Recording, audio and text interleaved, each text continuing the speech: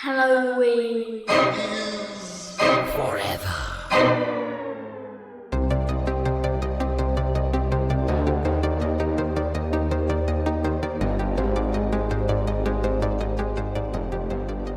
Good evening, gentlemen.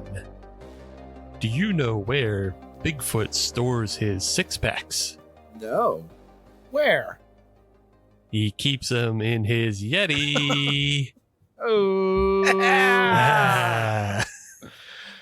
Welcome, everybody, to another fabulous episode of the Halloween is Forever podcast.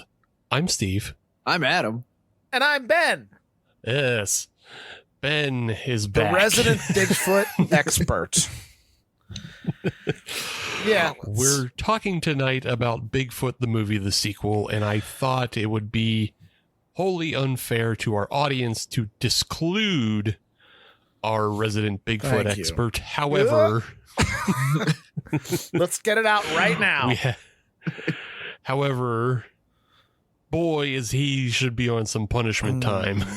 Oh, yeah, right. Because I gave you, I had the nerve to give you guys a movie as a punishment that was hard to watch. God forbid. It was a punishment movie. He sounds awful defensive. It's more in that, one, you didn't show up for the punishment film either. Two, it is quite literally the worst thing I have ever seen in my life. That isn't just a straight up YouTube poop like edit that screams in your ear. The mere fact that I had to go on a deep dive and learn that the maker of Bigfoot Goes to Hell is from Pittsburgh fucking bummed us all out, knowing that we produced as a community, we allowed that shit to exist and has ties to our community. I had so many people message me and tell me how much you guys hated it. I never even, that's one of the few episodes that I've ever missed. I couldn't listen to it at all. I was too nervous. I was going to be attacked. You were. I still have the notes on my phone from that. I watched that movie twice. Ugh. I was ready twice. Ugh. Yeah, man. And I just thought, you know what? You guys were doing the Christian propaganda films, so that kind of went into the hell stuff. And I'm big. It had to be Bigfoot based. So you know what? That's what you get. And you don't get upset. Well, you get upset. You definitely get upset. No, we got upset. You got real upset. Yeah. So I mean, look, there's a little bit of forgiveness on my end because I understand the desire to unleash terrible films upon people. Yeah. I probably have picked the worst films before you in that, I've unleashed things like fish piss on people, and I've unleashed a movie that was all about diarrhea turning people into zombies. So I get it. It's just that movie was Bigfoot Goes to Hell is the most unwatchable thing that exists. Unless you watch Bigfoot versus the Illuminati or Trump versus the Illuminati or any of the other films that filmmaker has made. Don't forget about Bigfoot versus the Krampus. There's a Krampus, right. Bigfoot versus Krampus. Yeah, there's a holiday film, and we're not covering it on this one. Oh, come on. So for those that are curious, where would one be able to find this movie? Tubi. It's all Tubi. All right. Yeah. Okay. It's all Tubi. Yeah. It's all Tubi trash. There's just a really unscrupulous filmmaker, in quotes, who just he hires shitty animators and then puts over even shittier voiceover, and they're just these meandering diatribes that don't make any sense, and they're fucking awful. Oh, this is an animated film? Yeah. Pretty much, yeah. There's not one live person in it. Oh, boy. Yeah. This sounds like a treat. And they're all connected in this larger universe. And in that larger universe, Satan is in a wheelchair, but you have to watch 3 movies before that to figure out why Satan's in a wheelchair. It is terrible. And so we're mad at Ben for making us watch one of those movies. Thanks, Fair. thanks, Ben. Fair. Yeah. And I'll know better next time. I mean, there was a part of me. I asked some other podcast friends of mine. I'm like, is this too bad? And they're like, no, it's a punishment. Fuck them. And yeah, That is the proper response. Look, Yeah. again, I'm ambivalent to it. You get it. You get on it. the one hand, I had to watch it and I hate that film. On the other hand, maybe I would have done it at some point. All right. I think maybe that's what I'm more mad about is like, I don't know that I'll ever find a worse film for myself to inflict on others. Okay. All right. That's good. I'll think of it like that from now on. I'll be, open and honest. Like there's a little bit of jealousy on my part that I'll have to work really hard to inflict something worse. Thanks. That's a better way for me to look at it. Yeah. Appreciate it. Good. But we're not talking about that bullshit tonight. No, we're not. Not today. We're talking Bigfoot, the movie, the sequel, the other Pittsburgh production, the one that we like, the other Bigfoot movies from Pittsburgh that we like. Which is really weird to find out that Pittsburgh is a Bigfoot town. Yeah.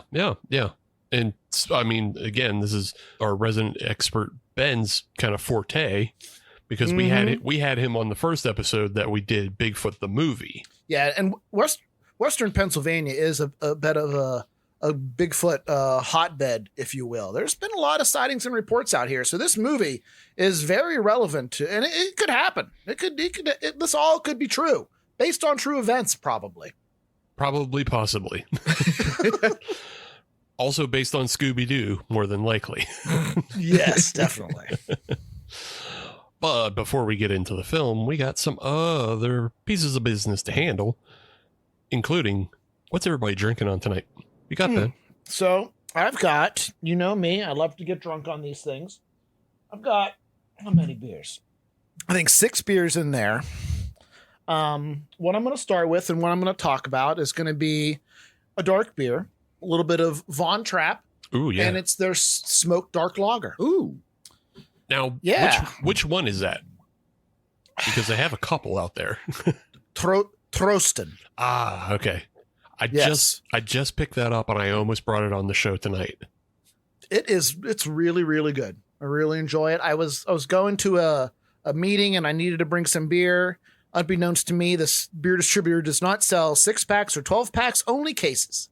So I had to buy a case. So I've got a lot. Are they stuck in 2004? Yes, they are. Yes, they are. Right down there in Millvale. If you go past Grist's house, keeps going to the corner. Yep, that's the spot. I forget the name, but cases only. Wow. Well, on the one hand, they do cases only, but on the other hand, they at least do cases of Von Trapp. So right. Yeah, you can't be all mad. Yeah. Yeah, but this beer is great. And then once I'm out of this, I've got some my desert island beer is Fathead's Headhunter. So once I go through a couple of these, Headhunter the rest of the night. Gotcha. Right on. Yeah. Adam, we've discussed that you're not drinking a whole lot. That is correct. Do you have a nice thing with you? I was gonna have a gin and tonic, but I don't have any gin, so it's just the tonic. I'm just having myself a nice severed lime here, Liquid Death, a classic. It's nice. It's nice. Fair enough. Do we think he's actually looking for the gin? This was the same story last week. He didn't have the vodka; he just had the tonic. Yeah, Well, he just had the cranberry last time. Yeah. I don't know if he's really looking for the alcohol in these drinks real hard. Next time it'll be a rum and coke without the rum. And it'll just be a Pepsi. Yeah, and then the time after that'll be a screwdriver without the vodka. Mountain Dew without the moonshine. I've never actually mixed those two together, moonshine and Mountain Dew. That was the original purpose of it. But, it absolutely was, but I've never ventured down that path. Yeah. You just, I don't know. I would be interested to see if it works with apple pie moonshine. Yeah. I've been out of the game of mixing a lot. I don't feel that apple pie moonshine needs to be mixed with anything. It's good enough on its own. I know, but maybe give it a little citrus and brighten it up from the Mountain Dew. See what's up. Then maybe try it with a Baja Blast. See what's happening. You just got to experiment, Adam. That's well, I mean, after you get through 1 or 2 servings of apple pie moonshine, it doesn't matter. So you can just, you can experiment away. But I feel that, you usually mix in to kind of take the harsh off of it. But with apple pie moonshine, there's no harsh. It's just delicious. And then you get in trouble. And then you're drunk floating in a pool at 2 PM on a Tuesday. Yeah. Yeah. Like apple pie moonshine is the kind of stuff that if you drink too early, you're sweating out in the sun. Yeah. It happens. Yeah. Yeah. It's like the meat sweats with a hangover. Right. Yes. Well, for me, I'm drinking somewhat down that line. It's fruity. So it's not a dark, smoky lager boy. And I'm not drinking gin and tonics because gin is terrible. But I do have I'm still in the holiday spirit. And I just had to go get my classic, which is the Shiner Holiday Cheer. Ah, very nice. Yeah, which is their peaches and pecans. And I like it. It's just, I always have one every year. And it's that one little thing that cuts against all the stouts and all the deep caramel stuff that I'm always drinking and all the deep browns and all those other dark beers I mentioned last week and all the tiramisu beers I drink from Southern Tier and the creme brulees. Just a nice light 5-4 peaches and pecan. Pleasant. Refreshing. That does sound refreshing. Yeah. Mm-hmm. Did you have to buy an entire case of that, or were they able to get into this decade? Yeah. I did not. I just picked it up at the Mix and Match Eagle, which is where I also picked up a can of the Von Trapp Trosten. Nice. So I got singles. Cool. Singles. Loser. Well, I'll be whatever. drinking this stuff for the next month. Well, yeah, but at least it'll keep for the next month, so that's fine. It will. Yeah. Moving on. Earlier in the month, we talked about what our showdown topic was going to be, and that came up as the best movies with bad titles. And so, not what I voted for, by the way, but that's fine. well, sorry, Ben. Y'all get one vote. Yeah, But vote. I tried my best. Vote harder next time. Yeah, vote I'll harder. vote harder. Vote harder. Like, there's 4 social media platforms. Did you put your vote in on all of them? I don't think you did. No, I didn't. All right, then. Vote harder. But with that, yes, we did pick the best movies with bad titles. And so, what I'm going to do now is splice in Steve from the future. It's me, Steve from the future. And I'm here to tell you, our first 2 entrants into the showdown will be Brian's pick, Magic 1978, featuring Anthony Hopkins as a ventriloquist dummy and the ventriloquist himself. And then I will be picking Crawl from 2019, featuring a hurricane and an alligator. So be on the lookout for those as our first 2 entrants into a new type of showdown. 3, 2, 1. And so those are the movies you can expect on the first Monday of January. That's what happens. Those sound great. Great Yes, they pick, do. Steve. Yeah, yes. Oh, Top man. shelf effort. Those are the movies we'll be showing down with. And so turn out for that episode on Monday. Just like every Monday, we release some of that sticky, sweet, unctuous content for you. And remember, every first Monday of every month is the showdown. So be on the lookout. We'll have that coming up. In the meantime, the other thing you can do to support the show is go on to patreon.com/HalloweenIsForever. And that's where we have a whole bunch of other things for you, including a monthly exclusive podcast called Youth Group is Forever. Now, Youth Group is Forever is where Brian is forcing me to watch a bunch of Christian horror films, and they fucking stink. They're terrible. But it is revenge for me making him watch all of the Fast and the Furious movies, which also stink and terrible. So I'm genuinely curious if there are any actual good Christian horror movies out there? There's maybe one. That's more than I Sort thought. of. Maybe more than one, sort of. I haven't watched the film yet, but I think it's possible. It's a yeah. It has potential. It has potential. Also, depends on how, kind of how you define it, because you can look at films like The Exorcist as Christian horror films. Oh, okay. You're not wrong. Because technically they're fighting the devil. That's right. Like, you know, that was always the fun thing when Doom came out, right? Mm-hmm. The video game. There was a lot of people who were up in arms about it, and they're like, "Oh, you can't fucking play Doom. It's too violent, and it'll make the kids crazy." But there was like a few priests out there who were like, "Hey, you're fighting demons. It's not bad." Yeah. Right. You should be fighting those things. For the greater good. It's like, you should be shooting them. You're fighting demons. Get them.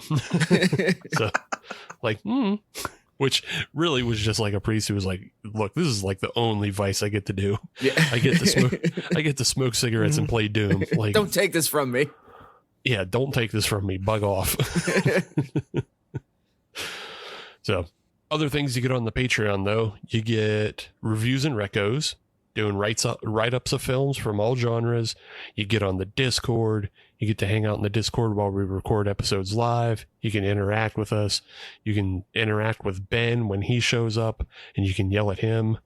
You know, Adam, you have to wait for Christmas time. He comes around then. He's like Santa Claus for the podcast.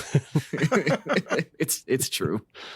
Yeah, but you get all those wonderful things, and you also get an extra vote in those important showdown polls. You mean you can vote harder? Yeah, you can vote harder. Sign up, and you get to vote harder. But with all that out of the way, we now get into the movie. Let's talk about this. Yes, let's. Bigfoot the movie, the sequel. What did you guys think? I'll start with Adam, actually. Did you take the time to watch the original first? I did not. But I don't feel that I needed that for this movie. Yeah. Okay. Because I mean, it's not like you were going to be lost, but yeah. Right. Once you realize what the movie is, you don't need anything going into it. And I'm not going to lie, I laughed my ass off at this movie. Yeah. I didn't expect it. I thought this is going to be terrible within the first 3 minutes, and then by the 10-minute mark, I was in. I had bought in on what they were doing. It'll do that to you. Yep. Great. That's one. Ben, what did you think? You've seen the original, so you kind of knew seen the original. You knew what to expect going in. I don't know if maybe I definitely liked the original more. Mm-hmm. I don't know if it was from the novelty perspective of it. Just I have better feelings back then. I associate it better. This was still fun. I thought it had a lot of great positives to it. Some of the lines of Pittsburgh Dad were hilarious. Like I thought his jokes were great. Mm-hmm. But I think number one is still my favorite. I think. Yeah. I would agree with you. I think. Yeah. The uniqueness and the novelty of just like the original existing was very funny, and it was done in earnest, which I think the twist of this film maybe kind of like pulls it back. How so? Okay, well, do we want to wait until we get towards the end of the movie to discuss it? I mean, look, if you're listening to this show, you know we spoil, so I'll just spoil it up front. But the Bigfoot in the original film is real. Mm-hmm.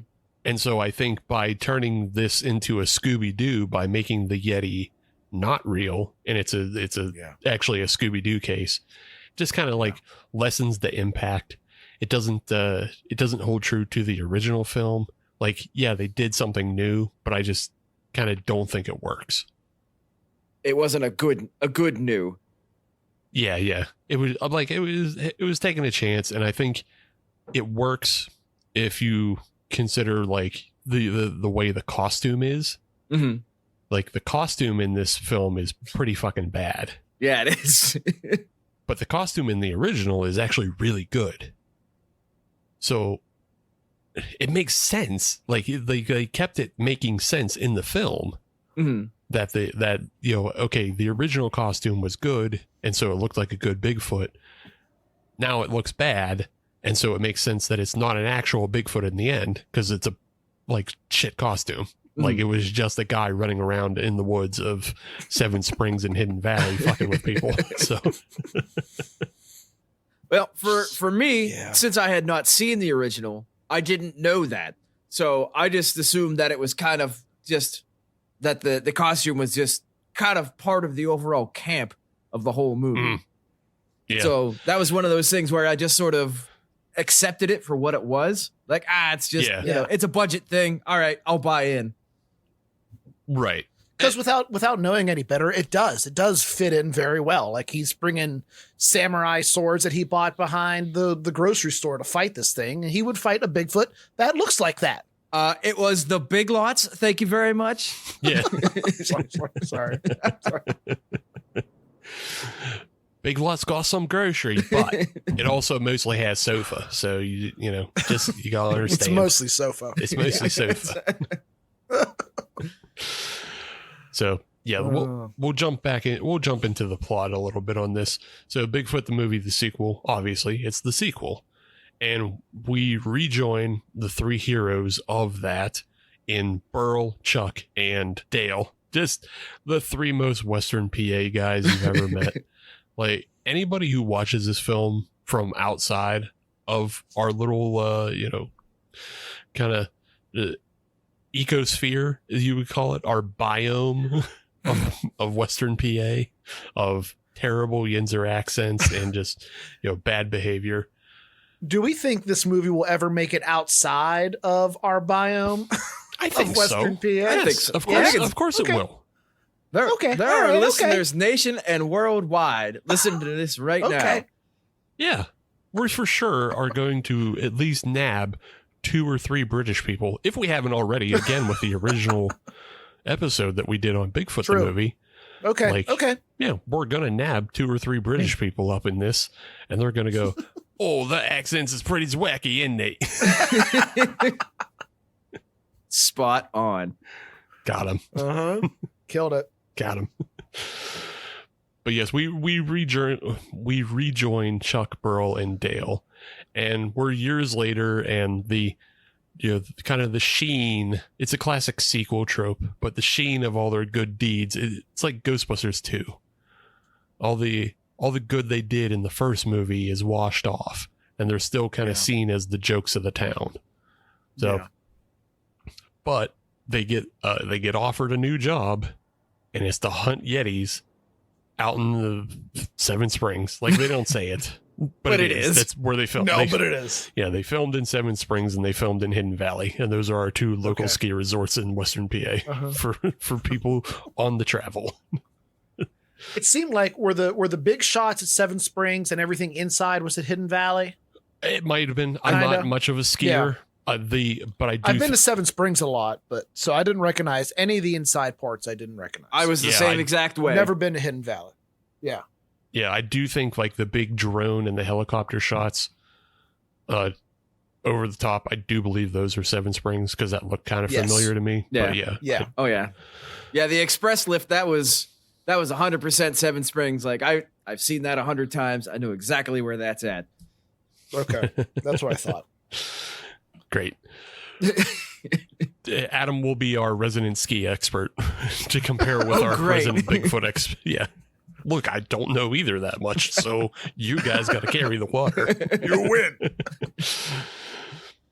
But yeah, before we get there, though, our reintroductory scene is the classic birthday party held at a VFW or I love that. fire hall, or like I don't know. I know it's some sort of community building, but And you know it's a community building in Western PA because it has a gravel parking lot. I was doing a little bit of research about this. I didn't find anything out because there's nothing on IMDb about this movie or anything about it.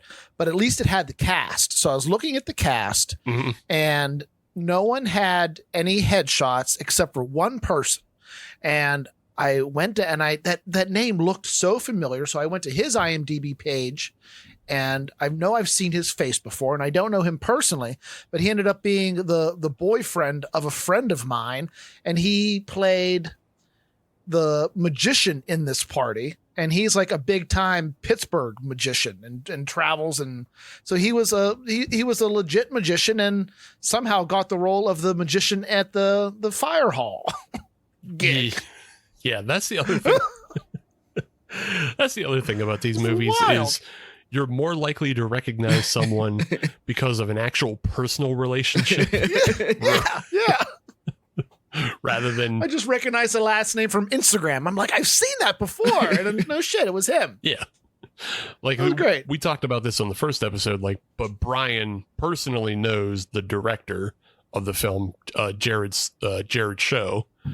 And then he knew like a bunch of the other people in this because he grew up in Elwood City where, you know, the opening scenes of this film are filmed and where the original film was filmed. So like Brian actually knew like a bunch of these people personally.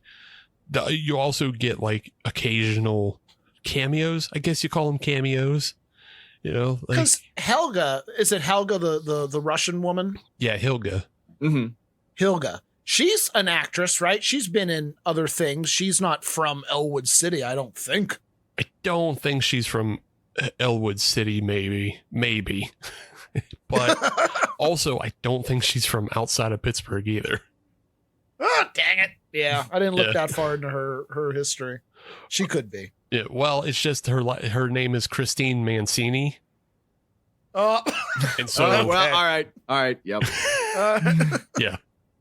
She also aside from these films, she also features in Shingles the movie, which is directed by the director of the Carousel movies. So okay, she's a pretty local, and just having the last name Mancini, you know, assumedly it puts her in our area. She also has an upcoming role in something called Fort Pitt Motel. Ooh. Fort Pitt Motel. Yes. That sounds good. Yeah. So again, still not leaving the area too much. No. So I'm assuming she's part of our local actors. But yeah. My God, I'll talk about it. It's unrelated, but I think I know the Fort Pitt Motel. It's right here, like it's a town over from me. Oh yeah. Yeah, it's pretty exciting. Yeah, it's right in like Oakdale, so I gotta check that out. Okay, go ahead, continue. Sorry, I got distracted. So it's we also get the return of Kurt Wooten as Chuck, who is our again, he's probably kind of broken out of the biome with his viral character Pittsburgh Dad. Yeah, and I'm sure many of football fans would be very aware of him because I'm sure he's got his videos shit talking the various NFL teams get sent around to people to taunt them and their team. I assume that happens whenever whatever team plays the Steelers.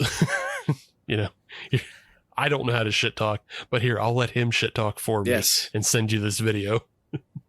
But does he address this movie I don't follow his social media very tightly, but does he kind of promote this film now that it's out and available? Do we know? Strangely, he does, sort of. Okay. So, all right. I didn't know if he mentioned it at all. So I think I mentioned this to you, Ben, when I was looking for this film, because this film came out like in 2022. I think. Oh, that's right. Yeah. Okay. Like it had a Pittsburgh kind of premiere. Yeah, it had a Pittsburgh premiere, and then you could. Right. Okay, I remember that. Yeah. And then you could buy it on DVDs directly from Jared Show, and then, but at some point they got picked up by the distributor that's at the front of this film, Wild Eye, they got picked up by that distributor, and then the film disappeared until literally last month, and then it got put up on YouTube and Google Play as the only places you could rent it. So yeah, this film has been gone for a while, but I was just curious one day looking for this film, looking for something to watch for the podcast, obviously. And I was like, why did we never do Bigfoot the movie, the sequel? And it's like, oh yeah, because it's not out anywhere. And in that research, I found just a random YouTube comment from Kurt Wooten on just like I think it was on the trailer of this movie, or the trailer of the original movie, and somebody was asking, hey, where's the sequel at? And then he put a comment and he's like, it'll be out in a couple months. And I'm like, what? Is that true? Why is there no news? I couldn't find anything else anywhere else. Nothing on Facebook, nothing on anywhere else. It's just a random comment from Kurt Wooten's personal YouTube channel that said, all right, that makes sense. Yeah, it'll be out in a couple months. And then like it was. So I was like, okay, great. Okay. But yeah. Right. Interesting. Yeah. But yeah, Kurt Wooten's back. And then basically everybody who was in the original movie is back in some way or some form.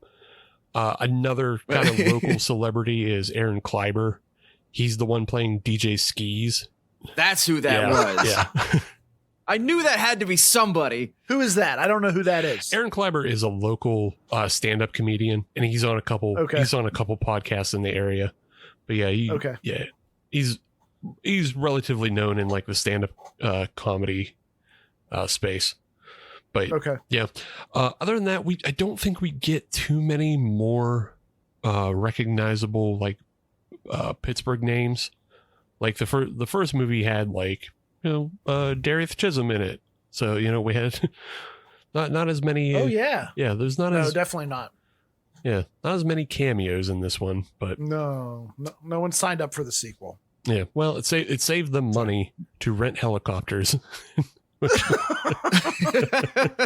Yeah, you're right. I never thought of that, the actual logistics of that. Yeah, they did have to pay for that somehow. Yeah, yeah. Somehow they had to pay for it. There is a lot of there's a lot of what you would call production value in this movie. Like, even though we don't have the Pittsburgh cameos, there's a lot of production value in anytime you see like a cop car or an ambulance, or like they filmed at the literal like airstrip. I think probably the Beaver County airport. Like, you're filming at actual airports. Like, you can't do it guerrilla style is what you can't do. Yeah. Permits, licensure. Yeah. You got to be on the up and up. You got to tell the authorities that you're going to do it. Yeah. You can't just call 911 and have an ambulance show up and be like, hey, can we borrow you for 10 minutes for a couple of shots? So you got to tell the authorities when you do that kind of stuff. But it does add to the production value of your product, because you go, oh, look at all that stuff. Look, they must have so much money going on. And then they filmed at, the actual ski resorts.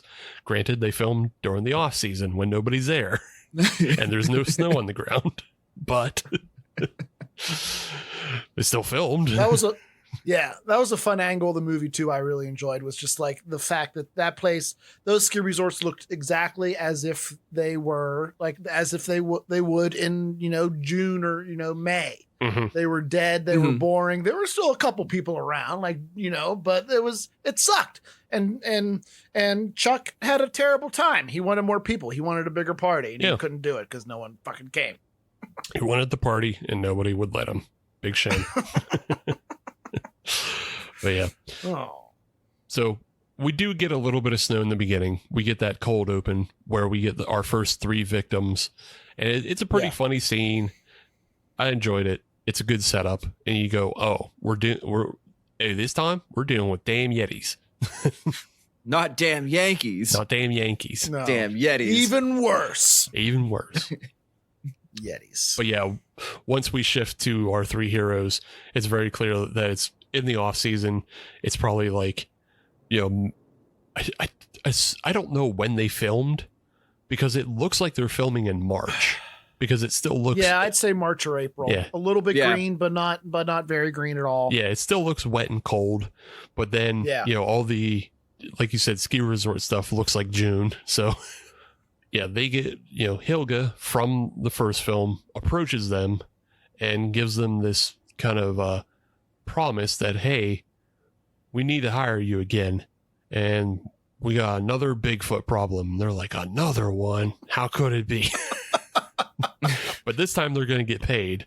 And this made me laugh my ass off when she told them that they're going to get paid $30,000. And it just made them light up. And I was like, it's not a lot of money, but that's a lot of money in Western PA. Heck yeah, it is. Yeah, I love that group of three dudes. I just that's such a great little friendship that they portray, and just they're all living their life. Burl is what? Burl's married, clearly. Right. Dale broke up with his ex, and he's still kind of recovering from that. And Chuck he's never going to settle down. That guy's he's a stallion. He's out there. He's no one can, you can't tame him. He's chucking around. Yeah. Yeah. They're not too dissimilar from the Trailer Park Boys. Like they're Right, not yeah. too far off, but I think they kind of split Ricky into two different characters, or maybe transpose Ricky and Bubbles with Burl and Chuck, and like a little bit of both in each. Yeah. Whereas Ricky in Trailer Park Boys is married and has a kid and has like responsibilities and stuff, and Bubbles is the more logical kind of clear-headed one, but he's single. Mm-hmm. They switch that and just let Chuck be full bore Ricky, like no responsibilities, None. chasing down Poon, doing all that. And then Nate who plays Dale, he's in the middle and he's basically Julian. Yeah, he's going to get some drinks in him, and yeah, he's going to chase women. Mm-hmm. So yeah, I forgot about Julian. That's a good analogy. yeah. In both cases, like there's an extremely good amount of chemistry between the actors. Both because like they're just friends in real life, and because they already did the movie once, so they have their characters down. They know the roles they're supposed to be playing, and so yeah, that's one of the things that really works in the sequel is like, oh yeah, we just know these guys. We know how they are, and we know what to expect. The one thing we definitely can expect from Chuck is the running joke of what is his current spit cup. Which is a great running joke. It's wonderful. Yes. So many different spit cups in this movie, and they address almost all of them, and it's hilarious every time. I mean, I don't even know that because I'm skimming through the movie, and I don't even think they address most of them. They address some of them. There's one. Okay, some of them. Yeah, there's one where he's spitting into a can of beans, like it's, and it's not brought up. And I dare you to tell me what scene that is. Because I cannot remember. Exactly. No. I have no clue. Yeah. So there's one where he's using, a can of beans as a spittoon. There's another where he's using just a takeout to go container. It's so disgusting. I do remember my favorite, of course, were the balloons that he made for the birthday party in the very beginning of the movie at the VFW. Yeah. Which was a mix of spit and what was it? Spit and beer, or just spit? I think it was just mostly spit. And he's just like, well, you're always telling me I can't spit there, can't spit here, so I did this. I put the Splatoon balloons together. It's not like they're going to break or the anything. stakes. that was a scene that got me. That was the one where it hooked me in, and I knew what it was going to be the rest of the way. I thought that was fantastic. It was really good. Yeah, just imagine the viscosity of what was inside those balloons. Just gross. So gross. Did you, I don't know, Ben, you seem like you might have at some point. Did you dip at any point in your life? No, never. Okay. I tried it once, and it just made me, I didn't know what I was doing, so just got really sick. Gotcha. Yeah. Never did. But man, he makes it look good. Like he makes it look really tasty and makes me want to dip. I might try it. I might start just because of John. Ben getting hooked on Zins as his I guess no one dips anymore. It's Zins. Yeah. That's the thing. Become a Copenhagen man if you want. I don't want to stop you. No. You know what? I might got to get that ring in the back pocket somehow. Yeah. Uh-huh. Yeah, you brought it up earlier about how Dale, he broke up with the love of his life from the first film. Still reeling, yeah. This was kind of the thing that hooked me back into the film, like series. Like I knew what I was getting into, but just very funny at the beginning of the movie when he's outside of the community center and just weeping openly, and in the foreground is a big waste management dumpster just in the framing. I was just like, and then the gravel parking lot and just like everything about that. I was just like, it's so pathetic, but also like, I don't know. But also that could be, but it's so that could be real. any of us right Exactly. now. I mean, it's so pathetic, but it's also so real. Yeah, it's so real. I know, like, I've never been there, but I knew what that place smelled like. Yeah. I know exactly what it is. Yeah, you just know. And I'll guarantee you it was 5 degrees colder than it should have been. Right. Yeah. For some reason, it was colder than the outside. Once they decide, though, to take on this contract, we get a protracted gearing up scene, which is actually just them getting drunk in a garage.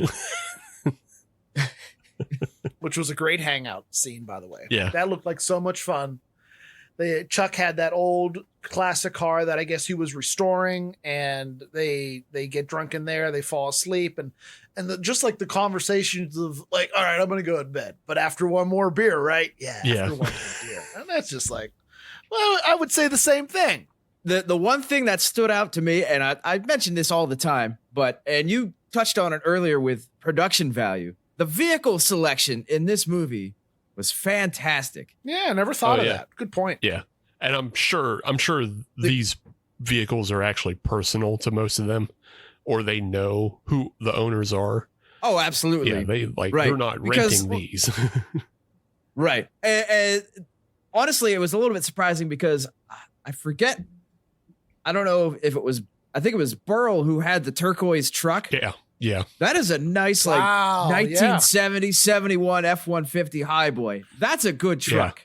Like that is like an heirloom truck. And I was very impressed to see that. But then you go further along in the movie and the mayor has a nice old Fox body Mustang. You never see those anymore. Mm-hmm. So you can kind of tell that, somebody wanted to show off their cars a little bit. Like, oh, here, use this one. Here, use that one. Mm-hmm. It's cool. Yeah. It was one of those things where, because it's my thing when I watch movies, I always see what they're using.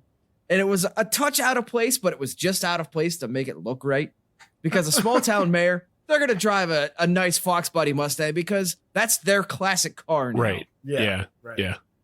I would say, I think it's possible that that truck is actually the director's truck. I think Brian might have said something about knowing that truck, and he's seen it before, and it just is Jared's truck. I think he might have said that before. It's a local truck. Yeah, you have to go back. Local celebrity. Yeah, you have to go back to that episode. But I think he owns that truck. And then in this scene we're talking about where they're partying, they're sitting. It's a Miata, right? That they're sitting inside. Yeah, first gen Miata. Yeah. So I was like, hey, wait, isn't that Adam's car? I wouldn't mind having that in my garage. Let's not forget about my favorite part, and very random and just hilarious, is the it wasn't strippers that came for the party, it was puppies. Yeah. The puppy party. And they were like, god damn it, puppies. All right, I'm getting in there. All right, come in. Yeah. And they got all, and they just like had a little puppy cuddling montage, and it was hilarious. At first Chuck is pissed off and he's like, puppies? Yeah. What else are we gonna do with puppies? And Dale says, I don't know. I'm gonna get in there though. He's like, no, hold on. I'm going first.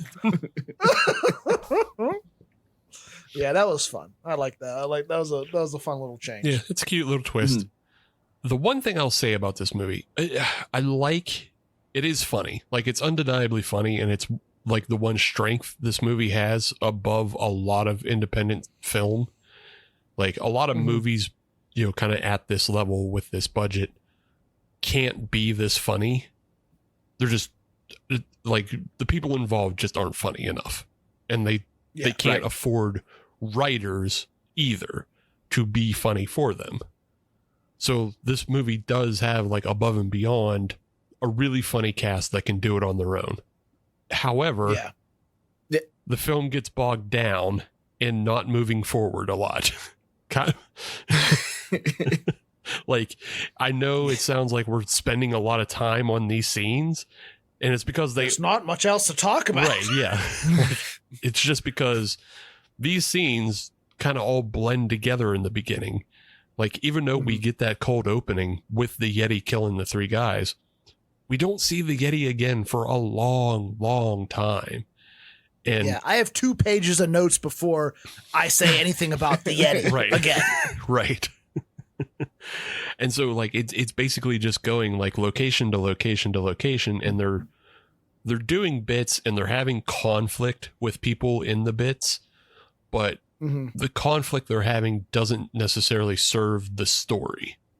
All the time they spend fighting with Dan Fetty, and then that could have been completely cut out. Right. Like, it's a carryover from the previous film, because, like, Dan Fetty is just, he's their Jim Leahy. He's their foil.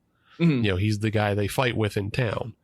But it doesn't necessarily add anything to the actual story, and it just feels like they kind of get bogged down in doing bits. You don't notice it as much, but I think I had this criticism of the first film as well, that, like, at some point it kind of feels like, okay, move it along.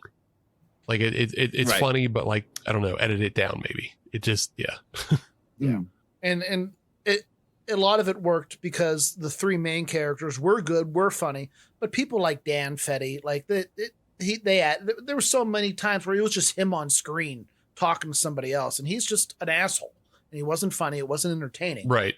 He's just being a dick, and we had to sit there and wait through that. Yeah. So many times. And he doesn't really factor into the end either. No, at all. Yeah. No. Yeah. Like, he's a B story or a C story, and then they just abandoned it. Whatever. Yeah. We got to wrap this up. Yeah. He gets clobbered, and that's it. And then, like, he's just there to get clobbered so Dale can deliver a one-liner, which is funny. It's a funny one-liner. It was good. Yeah, it's a good line, but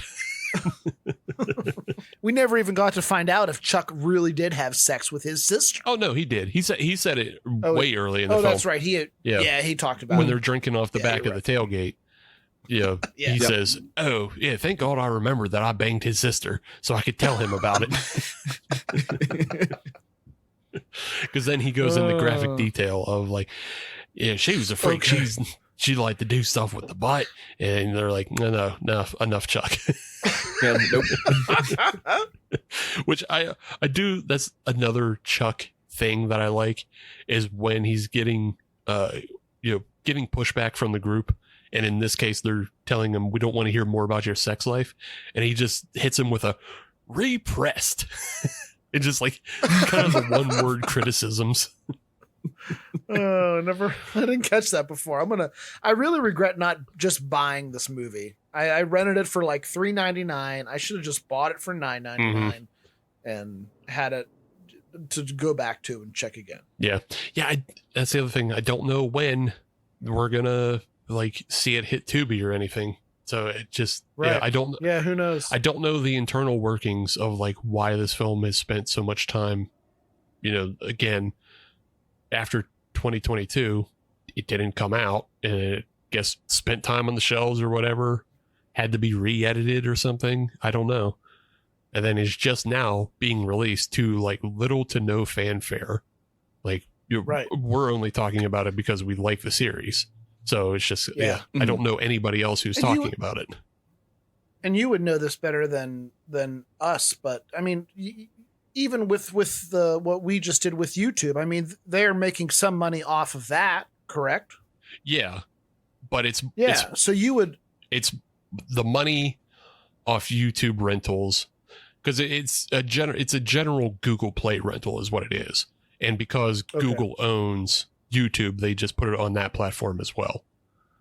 Okay. But with that, the money is actually getting kind of like diced up twice before it hits their account, because it'll go, YouTube and Google will take their piece for processing and everything, and then Wild Eye, the distributor, will take their piece, their cut, before it gets to Jared and anybody else, any of the producers. So yeah, I don't know, I think they were hoping for like a wider release, and again, like Wild Eye isn't like it's a relatively small distributor, they're not big.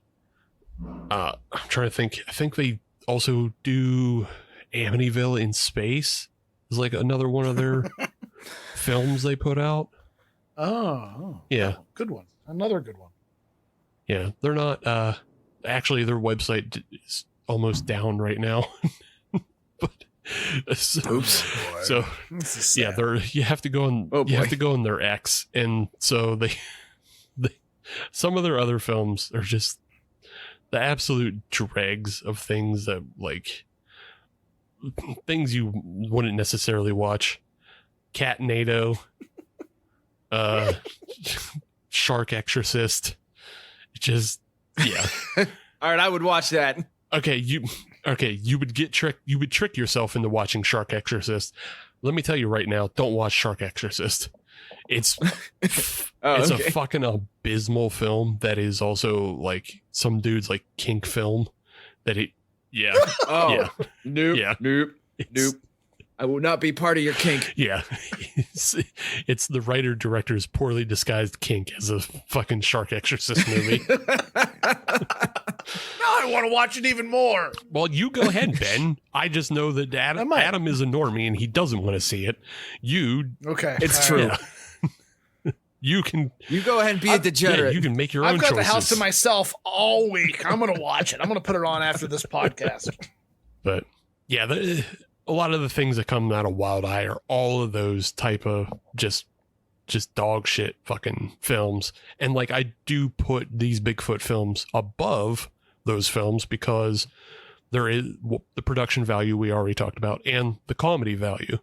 Like, these movies are far funnier than anything else you'll see from Wild Eye.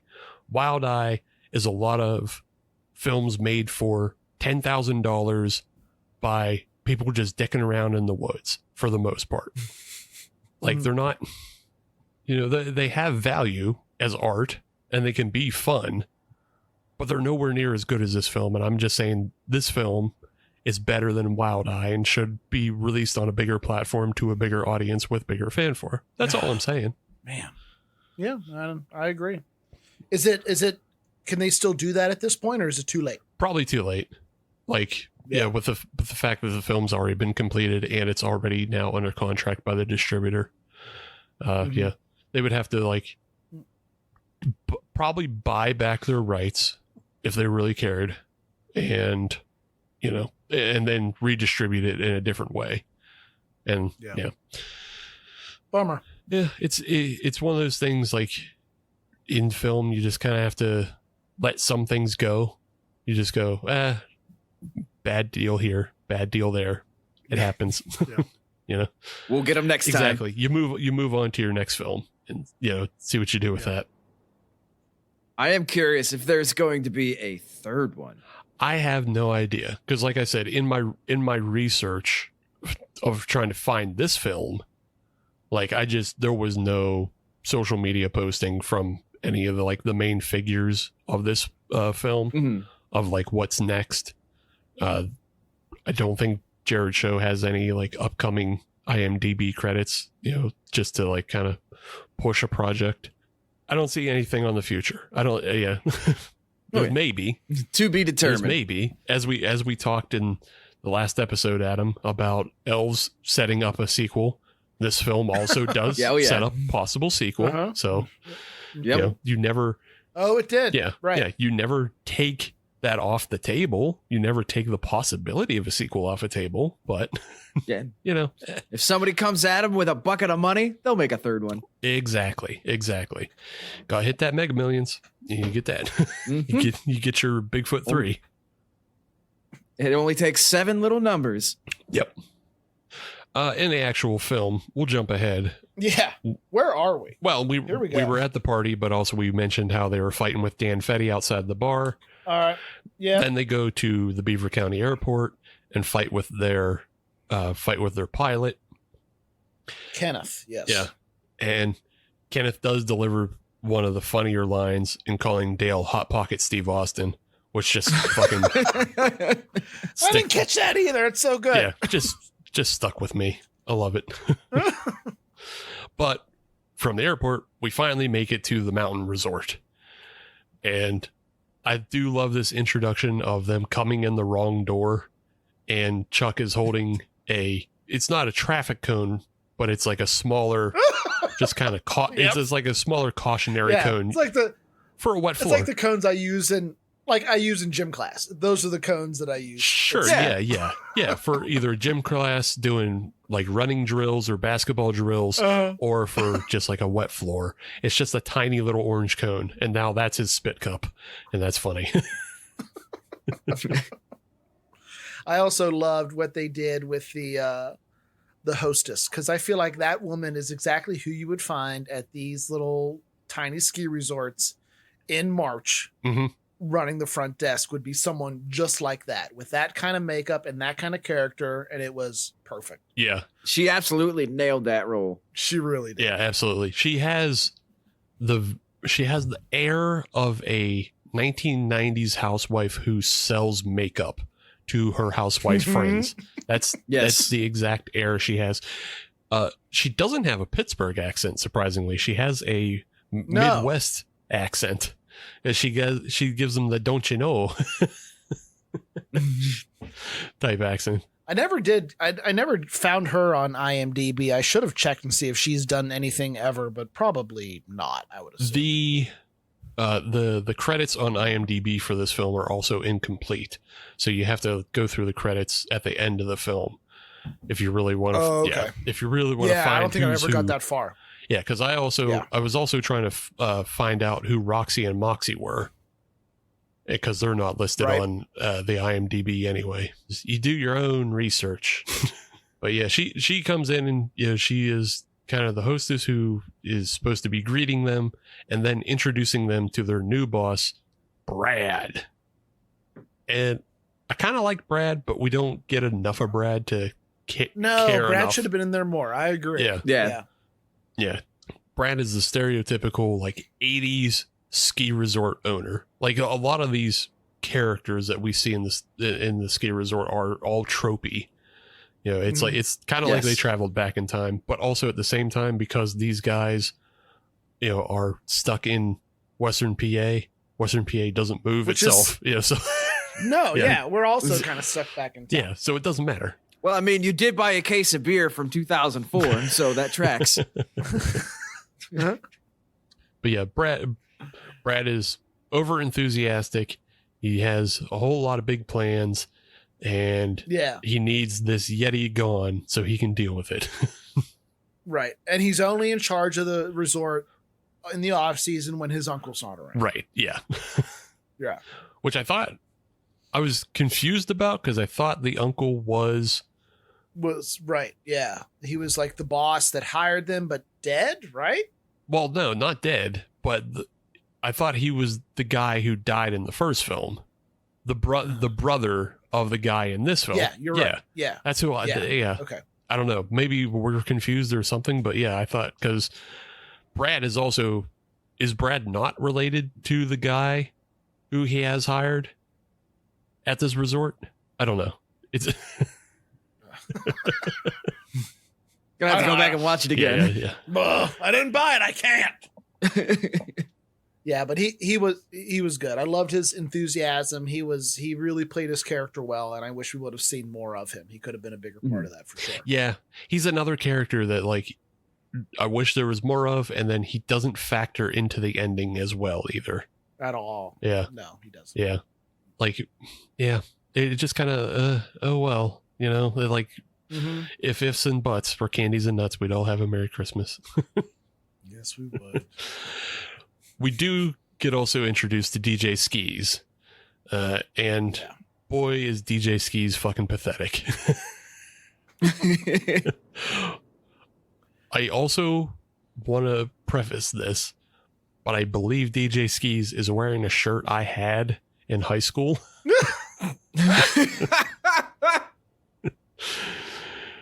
That is fantastic. And there's a non-zero chance that he picked that up at a thrift store, and it's actually your shirt. That's what I was going to say, because if I was wearing it in high school, there's a good chance, because when he's wearing this blue shirt with the bunch of waves on it and shit, it doesn't fit him. Like his stomach is coming out the bottom. And so it would make sense that a kid who was kind of pretty big in middle school and high school, like I was pushing, like if I was wearing this shirt in middle school, I would have been pushing 6 feet in middle school. So there's a possibility he was wearing, a kid's shirt that just came off a fat kid. and that fat kid was me. I love this story. It's beautiful. Yeah. It's a Beaver County love story. Oh. Me and my shirt. What was the shirt? Can you describe it? Because I don't remember it from the movie. Can you just tell it to me? It's a button. Real slow. I'll tell it for the audience, but don't be gross about it. All right. But it's just I got the house to myself though. Come on. It's one of the for the audience though. It is one of those button up, not cotton, but not polyester. It's like a blend shirt. And they would usually be like dragon shirts. Almost always they had fucking dragons on them. Yes, I had some that had dragons on them, but this is not the one this one is much more of a Hawaiian blue wave type thing going on. And it's just like the material was bad, but like, again, when you're a big kid, there's only so many things you can buy. There's only so many places you can shop. I was shopping at the Big and Tall store very early in life because that's all that would fit me. And just the quality of clothes there is fucking terrible. They make you a joke. That's where all the big dog shirts come from. Have you seen a big dog shirt in the last 10 years? No. Because they moved away or they became Harbor Bay. I don't know, one of the two. Either way, you don't see the big dog shirts anymore. But I had one or two of those because you have no choice. This is the trauma of a big child. This got heavy quick. I'm just telling you. It's the trauma of a big child. It's the monopolization of the fashion industry over big and tall people. We're fucking held at gunpoint by the rest of the fashion industry because there's only DXL, and thank God for China producing just some fucking bum ass clothes that you can get off of Amazon now, because otherwise DXL holds your hostage and they charge you $55 for a pair of shorts. One pair of shorts. Well, Steve, I came from the complete opposite direction of that because I was very small up until high school. So nothing fit because everything was too big on me. But that was the style. And then I was always, even then, it was style. Even then, I was a wee lad. Just saying, in the time of Jinko, that would have been the style. So you could have gotten away with wearing Wranglers as Junkos. Could have. We wouldn't have known any better back then. Yeah, we were a Lee household. Thank you very much. Yeah, that makes sense. Burn. No, actually, no, it would have been Faded Glory, whatever the Walmart stuff was. Yeah, Faded Glory and Wrangler. Yeah. But yeah, I had the exact opposite problem because, you'll grow into it. You'll grow into it. Yeah, well, that doesn't help me now. Just walking around in nightshirts like I'm Donald Duck. Well, hey, you gotta carry your little candle as you go up the stairs for bed. That's right. I can picture it now. Oh, that was my life. Yeah. Being a wee lad back in the day. The other thing I want to point out that is behind DJ Skis is he has a request list behind him. And the first time we see it, it has Du Hast on there twice. So, oh my God. I could sing that whole song right now. I won't. Please don't, because I'll just have to edit it. I won't. I'll have to edit it out. Save it for the Patreon. Yeah. I will. It's a great lifting song. Back in it still is even now. I'm sure I could deadlift pretty heavy to that thing. Yeah. It's still pretty much any new metal from the 90s to the 2000s is just good workout music. Great. It still works. Yes. It's dumb. Don't think about it. Just listen to Static X and push it, and you're like, fuck yeah, 2 minutes of reps, I can go. I hate how right you are on that. From the kind of initial meeting, though, the boys get suited up and ready to go hunt Bigfoot out in the woods, and they split off into two pairs. We get Dale and Chuck off on their own, doing their own thing, and we get Burl and Hilga, and they're all chasing Bigfoot, but at the same time, there's a little bit of chemistry. Uh-oh. There is a little bit of tension there, isn't there? Yeah. It's a bit one-sided, though. It's just mostly Hilga with she's really into him. With the intention to bone down. Yeah.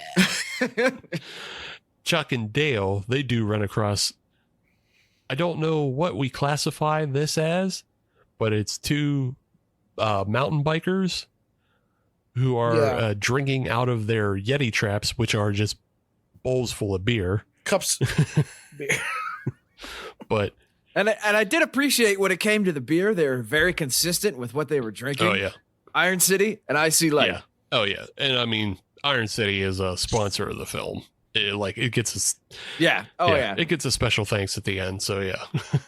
They got their highlights. Mm-hmm. Oh yeah, lots of label out for the Icy Lights and the Iron Cities. But Dale and Chuck come across these two mountain bikers, but they appear to be from the 90s, the early 90s. They have the Dayglow windbreakers on. Yeah, these are supposed to be like friends of Brad. I remember Hilga mentions that like Brad's friends will come and ride mountain bikes through the trails. Mm-hmm. And that kind of tracks. I mean, I could see how they kind of parallel Brad in a couple ways.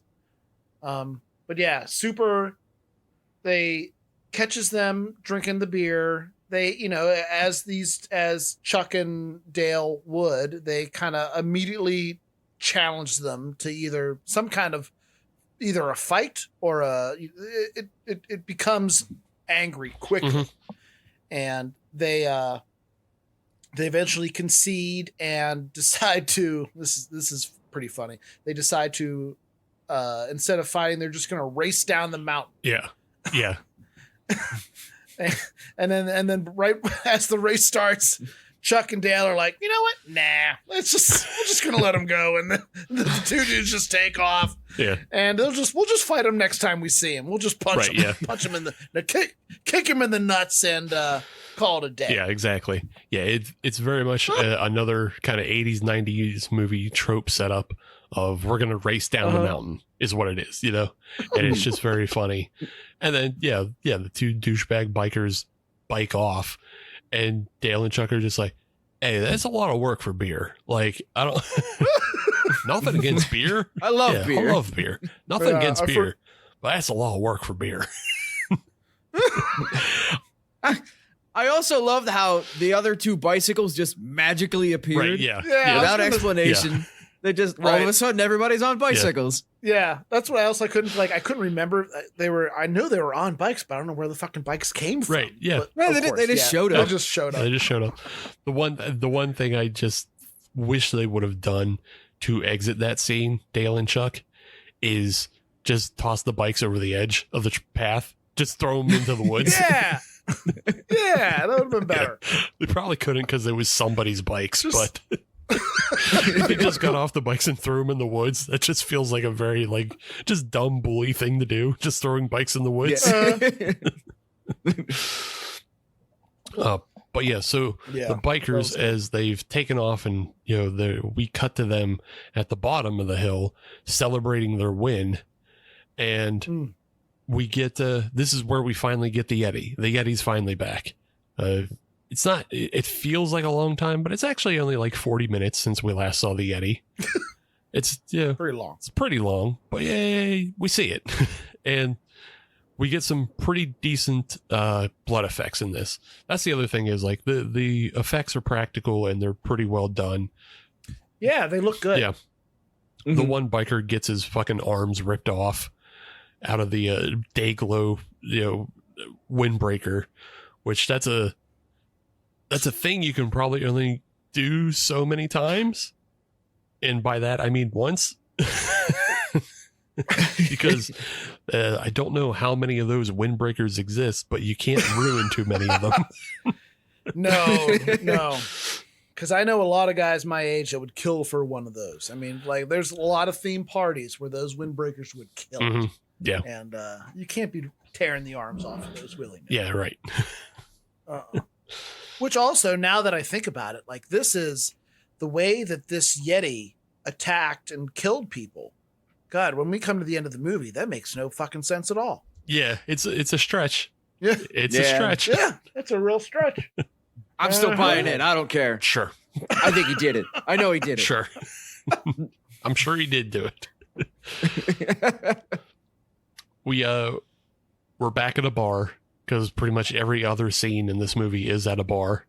Just if you're only 2 scenes away from a bar, I think, at any point in this movie. Yeah. But at any point. 2 degrees of a bar with Kevin Bacon. Right.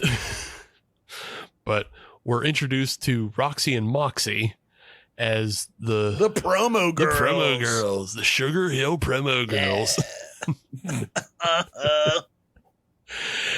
And they were almost it was a great role for them.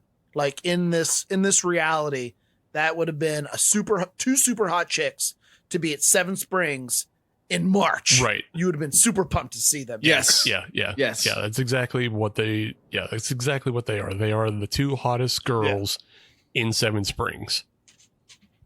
I tried to look them up, just because, like, I didn't know if they were famous or not. They weren't listed on IMDb.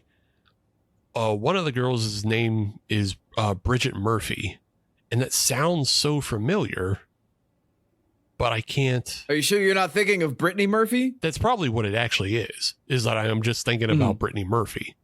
But right, I don't know. Bridget Murphy just sounds so familiar. And I was like, is she like on the news? Is she like a weather girl? Like who is it? I can't place it though.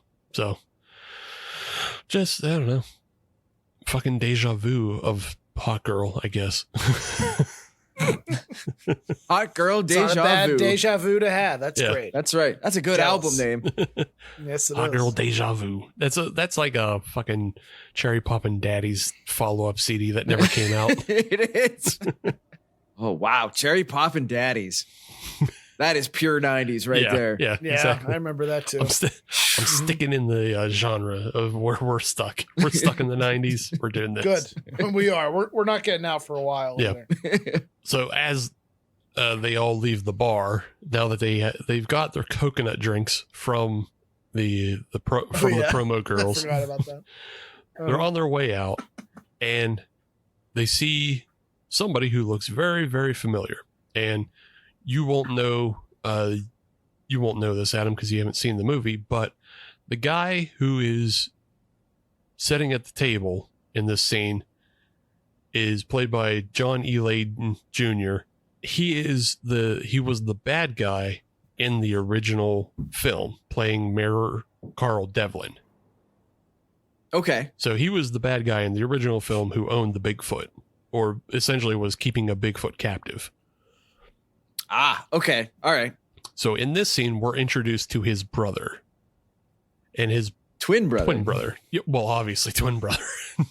But yeah, a previously unmentioned twin brother from the first film. Which this is just like again, dumb sequel trope. Like this is something that the film is very good at, is just like biting off, tropes of the 80s, 90s, and sequels of the time. Yeah. So it feels very familiar and it's very funny when it happens. And we get it's fine. Yeah, we get introduced to his twin brother, and his twin brother is not like his brother. His brother was just like a ruthless businessman and a big game hunter. He is a guy who fishes squirrels out of the toilet, and he's very affable. He's just like, he's completely different from the way he was in the first movie, because he's all smiles and very happy. The one thing that does remain, though, is he has like this huge presence about him, and huge and like, if you haven't seen this movie yet, physically huge, like a ginormous. How tall is he?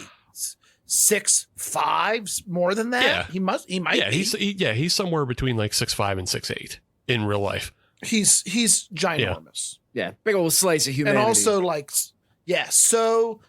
so animated in his face. Like I really do enjoy watching him on the screen. Mm-hmm. He's a lot of fun. I think we may have looked into this before, but he was I think we did too. Yeah, like he was kind of a local theater actor for our area. Yeah, I think we looked. Yeah, I think we found that out about him maybe.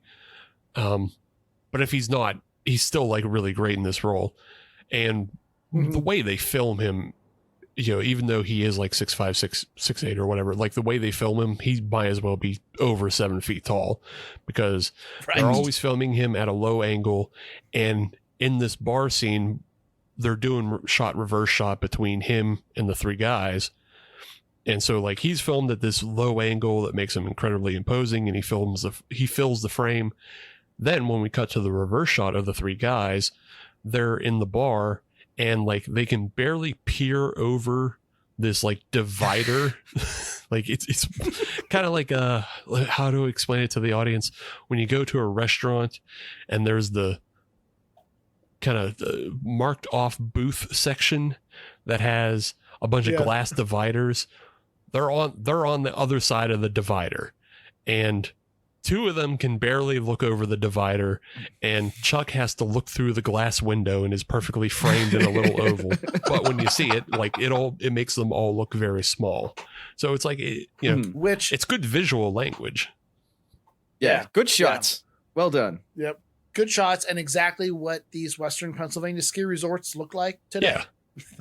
They definitely have those little dividers in them, just like King's Restaurant. Right, exactly. I was trying to think of like a good restaurant equivalent, because like I know King's used to do them.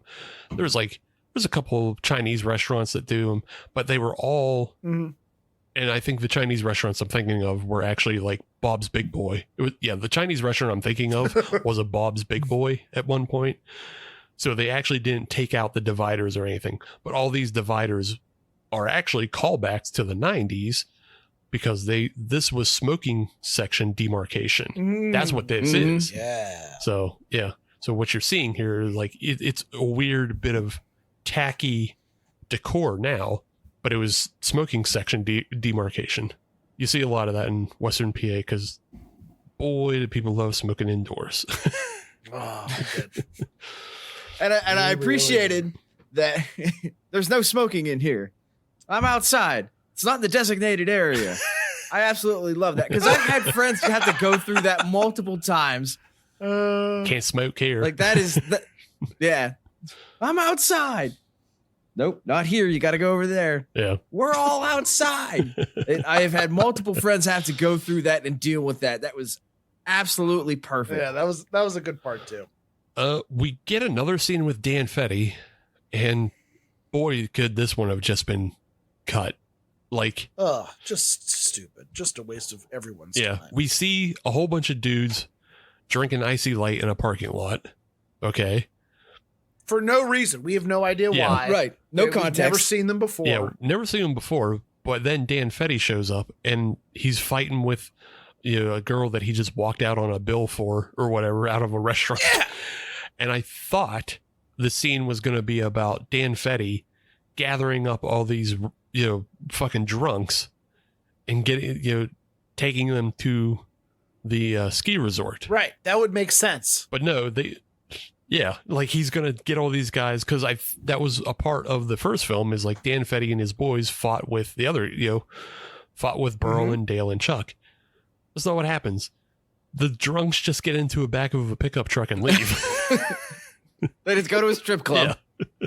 And then, you were talking earlier about the mayor, the new mayor who was the chief of police in the first film. He shows up, in his Mustang, his old Mustang. And then just another kind of like pointless bit of business between the two of them, because it seems like the new mayor is turning his back on our boys because he's trying to get a piece of Dan Fetty's racetrack, illegal racetrack that he has that he keeps. They're racing groundhogs and turtles. Right, yeah. He's just racing whatever. If it's got 4 legs, it'll run type of shit. Like, it's a funny scene, but it doesn't mean anything to the rest of the film. Right. No. It doesn't move the story along. Yeah. No. And it's not that funny. I could have been fine without it. Because it doesn't add up to anything. I don't think we see the mayor ever again, actually, after this scene.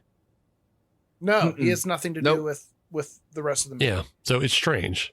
Yeah, it's strange that none of this adds up to anything, and it just kind of feels it feels off. Like, the scene's funny at the time when you first see the movie, but like then it doesn't equate to anything. You go, damn, that's a shame. Yeah. There's no payoff. Yeah, that's a shame.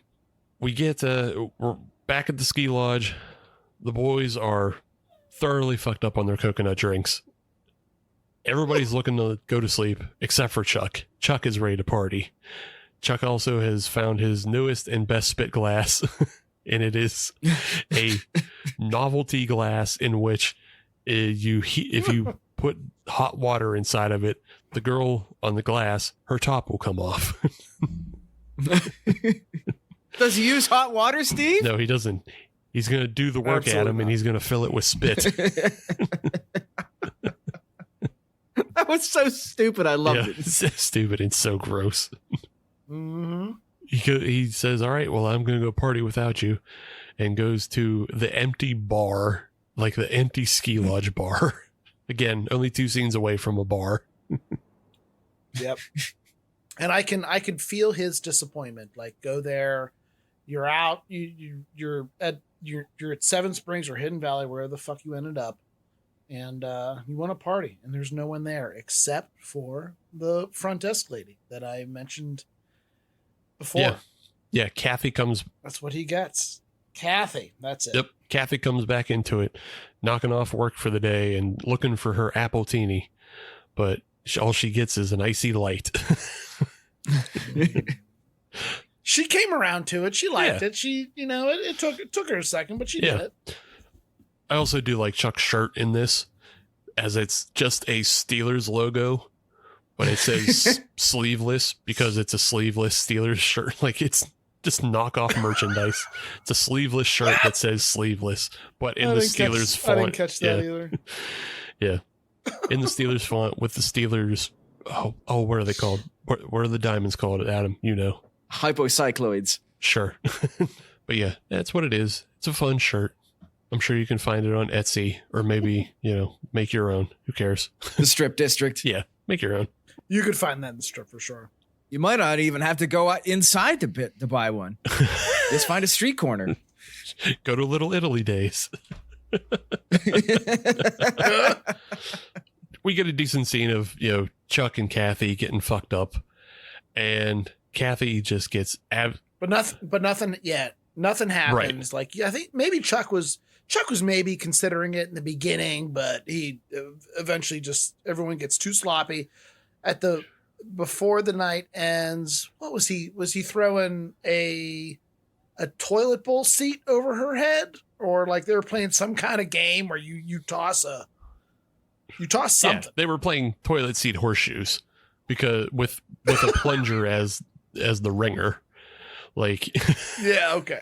Yeah, it's basically because there's nobody else in this club /bar which is very funny because they still have the club music going. They still have like the dancing disco lights going, you know, like the what do you call it? The bowling after dark, you know, the midnight bowling type lights spinning around the club. And it's just the two of them there. And Kathy is absolutely obliterated. And Chuck is fine, of course. Like, Chuck is unbothered by anything he consumes. He, you know, Nothing. We see him huff fucking gas earlier in the movie, and he's talking about sniffing airplane glue. Chuck is fine with whatever, but Kathy is throwing up into a bucket, and then, you know, where a lot of other films would go wrong, you know, there's not a romantic encounter between the two of them. Chuck just goes, "All right, I'll see you later. Yeah. I'll go to bed." Which I love. Yeah. I thought that was Yeah. great. Mm-hmm. He's like, "All right, go to bed. Bye." She does. I mean, still, she falls in love with him for this. So, Yes. Yeah. She thought it was going to lead to something more than that, for sure. another Dan Fetty scene. Just drinking in the Elwood City gazebo. Thinking about Chuck banging his sister. Oh, that's right. Yeah. Followed by another That was DJ Skis scene. How does Chuck Fetty learn that he's did he learn that yet, or no? He hasn't learned that yet. Yeah. How does Chuck Fetty find them at the ski resort? Well, that's the thing. He already knew about it, like many scenes ago. He went to the Beaver County Airport and had that confrontation with the woman. That's right, with Kenneth. No. Oh yeah, with the random secretary. Yeah. That was who was writing poetry. the airport secretary. Yeah, he found that out. He found that they were at the ski resort within the first 30 minutes of the film. We're an hour in, and he's still just bumming around Elwood City, getting drunk and getting mad, and just not doing anything about it. No. Okay. Yeah, he knows where they're at. Yeah. Okay. Got it. So next day, after Chuck says goodbye to the front desk lady, DJ Skis, I remember this. He does free. He'll check you for ticks for free, which I thought was very nice, especially that time of year. Yep. Ticks are pretty prevalent. Western $20 for dudes. I missed that. Yeah. That's fair though. That's fair. Yeah, $20 for dudes. You'll check you for free, but $20 for dudes. I love the I'm still on like the next morning, and everyone's kind of getting up. They're getting ready to go on their next Bigfoot hunt, and I love because it's kind of like a reoccurring thing from this point forward. But Burl comes out with his vest. It's like they have like a little fashion thing. Is this the time where he came out with like his no, I think maybe he had the poncho on before. Yeah. Poncho was day one. Yeah. The poncho was day one, and it's like this camo shawl that the guys made fun of him for a lot, and he kind of got self-conscious about it, and maybe took it off, maybe didn't. And now he comes out with like his like hunting vest. Yeah. He's just like trying to wear like functional, cool stuff, and every time he comes and shows his funds, he's like, they're like, "Oh, what the fuck you wearing? You going fly fishing or something? What are you doing?" Yeah. I love that. Like, that was just fun. Yeah, like he's the only one that gets bagged on. Like Dale basically dresses the same every day. A flannel. Every day. Yeah, a flannel, a vest, and a hat. And Chuck is constantly ripping sleeves off whatever he's wearing. But Burl, the only professional who is trying to, actually do the job properly. Right. Yeah. He gets ripped on. Ugh, it's just not fair. And you can tell it like he makes it seem like it kind of bothers him, but he kind of doesn't. But he always kind of changes his outfit in the end anyway. Just like really felt for him there. Yeah. Yeah. A real shame. Let Burl dress the way he wants to dress. God damn it. Stop shaming Burl. Yeah. Let him be who he wants to be. Yeah. But they once again split off, and this really feels like just a scene that Kurt wasn't available for. and because they say he's already off, just doing his thing. Like, oh, he's already out there. And so it's like, oh, Kurt wasn't available for shooting this day, but yeah, Kurt's busy. He slept in today. But yeah, they all split off again. Burl decides to follow Hilga because he feels like something is up. He's suspicious of them being dragged up there. Dale. Oh, okay. Yeah. Dale gets into his own thing, and he goes looking for raw meat because he's going to try using raw meat instead of beer bowls. And so he finds himself in the kitchen and is confronted by Roxy and Moxie again. And this time, Roxy and Moxie just want to go drink mimosas in the hot tub and invite him along. Yeah. Yeah, way more receptive than they were the first time they saw the dudes. Well, the first time they met, it was Dale and Chuck, and the women. Chuck was too much. Yeah, the women were turned off by Chuck. Yeah. They kind of like Dale, but they're okay with Dale. That's why Dale is the Julian of this, because you're right. Because the girls love Julian too. Exactly. Julian can pick up women all the time. Dale can pick up women all the time as well. Burl follows Hilga, and she goes to her room, and there's a little bit of a sitcom. Like, it's just one of those. It's just a sitcom thing where like he's following her, and then she discovers that he's following her, and now, because she already had those pre-established notions about getting it on with Burl, she brings him into this room. And starts. They start doing shots of just alcohol. Yeah. I love it. What is Clear this? alcohol. Yeah. Dale in the hot tub is, having mimosas with the girls, although it's very clear he's drinking probably Icy Light out of his mimosa glass. Yes. I thought that was a very nice touch. Yeah. The one thing I like in this scene, the scene is to serve the fact that Roxy and Moxie reveal finally that people are going missing at the resort. It's not just a mission to go up and find and capture Bigfoot. Now it's become a thing of like, oh, there is a cover up. They're covering up that people are going missing and, likely dying, which we already know. We already know people are dead. So we saw that from the first scene. Original. Yeah. So we know that, but now finally Dale's clued into it.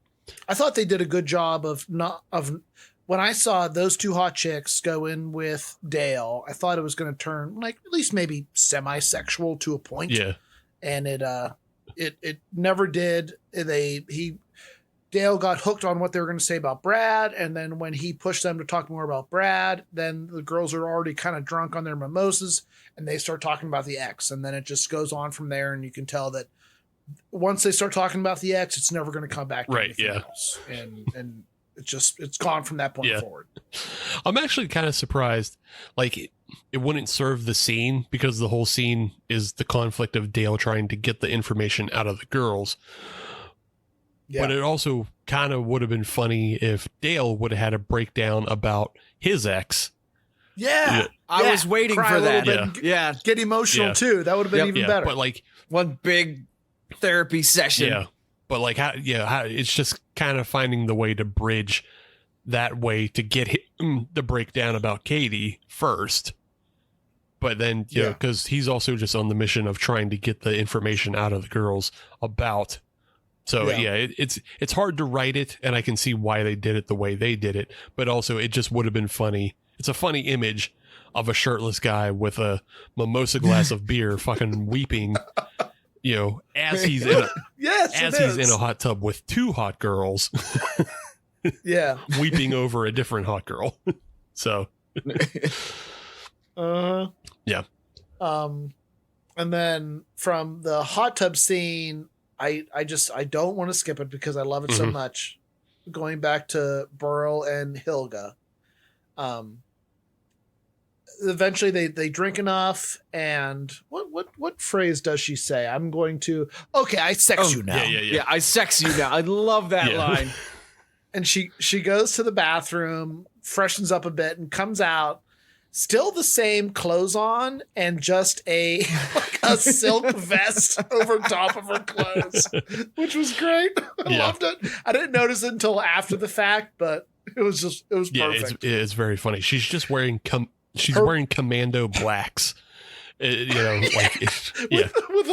a silk frilly vest over top of it. Super loose, not tight. Just all right, here I am. Now let's go. Six, there's a little interstitial thing too, as she's in the bathroom freshening up. Burl is going through her bag because she was being protective of the bag, and he thinks that's where the secrets of like why they're up there is in the bag. But all he finds is a fucking voodoo doll of Chuck that says, stupid hair voodoo doll. I forgot about that. And he, starts playing with it and, holding a lighter to it. And then we cut to Chuck, who's just wandering out in the woods. And I just wanted to bring it up because it's one of the most Pittsburgh things you can say is he's out in the woods and he goes, somebody cooking kibasi? I want some of that. I want some. And so random to give a Russian woman a voodoo doll and then have his friend light it on fire just to see what it would like. Wild, and all the things to do to the voodoo doll, light it on fire. Hey, just wild. Yeah. I mean, he's just playing. He doesn't know anything about it, but like Garrett. No, he doesn't know anything about it, but it worked. It was real. It's a real voodoo doll, guys. Be careful. Magic is real. Watch out. Yeah. Yeah. But I mean, again, previously established from the first film, Hilga hates Chuck more than any of them. So, but you're right. He just stupid hair guy. He comes along as package deal. So we get Burl doing a sexy dance to try and get out of having sex with Hilga. Oh, yes. What I love about that is he's doing that right next to the door. Right. There's nothing stopping him from just leaving. Just leaving. But he's still dancing for like 5-10 minutes. He was really sweating. He wasn't faking that, man. No. He was red. They were both very red. Yeah. Yes. Yeah. He was like gassed by the time. I don't know if they just did it all as like one 20-minute take or something, but he was absolutely gassed, and like the front of his hair was just sopping wet and matted to his forehead. I've been there, and I know how fat guys get sweaty, and that's real. Can't fake it. Yeah. The makeup budget would not have gotten that without the real deal. Yeah. Mm-hmm. Dan Fetty shows up at the front desk and has has an interaction with Kathy. I only want to bring it up just because I love Kathy's reaction when Dan Fetty brings up Chuck. Like once they, because it's clear that Kathy is now starstruck by Chuck, and when Dan Fetty walks away, she just bites the telephone. It's just like she swoons, and it's oh Chuck, oh Chuck, just bites the telephone. She's in love. You can't blame her. No. Chuck, in the meantime, is out in the woods, and he actually comes across the Yeti. Yeah, he's checking his beer traps, and and finally, he's confirmed Yeti. Yeah, it is indeed a Yeti. It is lost from up north somewhere and got stuck, and now can't find its way home. Got stuck because there's no snow. That's right. Lost its way. Yep. So he sees the Yeti kill one guy. Pretty good, just like throat eruption. Just like blood spraying all over there. Mm-hmm. And then we get a chase scene between the Yeti and Chuck. And this is fun. Boy, I like this. Yeah. Yeah. Boy, it's both fun and it's using the space you're working in. Is it Seven Springs or Hidden Valley that has the golf course, Adam? Seven Springs has it. Okay. Yeah. So there is a golf course in Seven Springs for people who are just like on vacation during the off season to use. And they are running through the golf course, and Chuck takes off in a golf cart that was left unattended. This is probably my favorite scene of the whole movie. Just like this whole slow motion chase scene of Chuck driving, and does the Yeti kill the golfers? I believe he does. I think he does. And then at one point, Yeti takes a golf cart and is driving the golf cart after Chuck. Just great. Mm-hmm. I love I it. do love during this chase though. Chuck is on his way. You know what? I don't actually think the Yeti kills the golfers. Yeah, I don't think that actually happened. Yeah, but we just see two guys shrug their shoulders like, "Hey, we did." Yeah. Hey, Oh, my yeah. car. Take There our goes the car. Yeti. Yeah. Also, during this chase scene, Chuck does run across just two women sitting out on their porch, just having drinks, and he drives past them, throws the golf cart in reverse to back up to them, and skyhooks a beer their direction, like a beer commercial, except the beer lands way short and still in frame, and you see it explode. It's just like, it's such a great framing of just seeing the beer fucking explode from the bottom of the frame and completely missing them. And the girl's expressions don't change the entire time. It's the funniest fucking thing. Now, do you think that was planned that way, or is that just the way it worked out? Or did he know that it was going to fall super short, it's going to explode? I mean, I think... And no one moved. No one reacted. I think it was planned that he was going to throw super short, but he just got lucky that the beer exploded on that take. Oh, it's perfect. It was, yeah. It's just one of those things that happens, and it happened, and they probably did multiple takes, but obviously that's the best one because that's the one where it explodes up in the frame and is super short. It's great, and just fits his personality and his whole persona so well. Just driving, stopping, throwing trying to share a beer, but woefully inept and explodes. Mm-hmm. Yeah, Chuck is, the epitome of just the shotgun approach. Yeah, just like, he's the Wayne Gretzky of chasing women. Like, yeah, he does make some shots, but he takes 100% of his shots. Yeah, Leave no stone unturned. Yeah, brother. Yeah.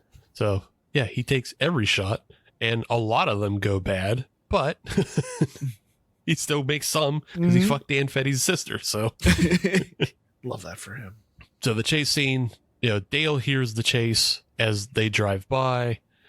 The chase scene leads everyone back to the lodge, back to the bar, and that includes the Yeti.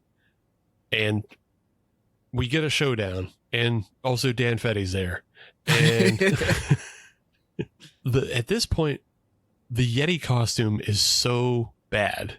Like, we can just tell it's like not a good costume. Yeah, because the mouth isn't articulated. It's just the eyes stuck wide open. Yeah, it's stuck wide open. It looks like a monster. It looks like a really bad version of the monster at the monster in Big Trouble in Little China. Yeah. The one that is at the very end of the film, still hitching a ride on the Pork Chop Express, that big Chewbacca looking like monster. It looks a lot like that, but like the one you would buy at Party City for yourself. So, but yeah, it's a bad costume. Everybody gets into the confrontation with the Yeti. They're ready to fight it and take it down, even though they have no weapons. Hilga gets decapitated just out of nowhere. Yeah, just boop, done. Yeah. It felt, I don't know, it felt really unceremonious. It did. She was a big part, and you could barely recognize her decapitated head. Like, no one mentioned her name. It was just like a woman with brown hair. And then Burl talks about it after, but it was like it was nothing.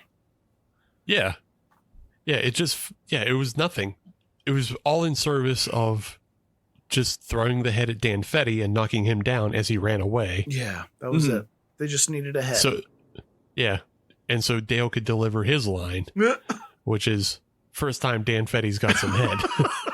Which, hey, all right. That's a good line. It's good, but it's not that good.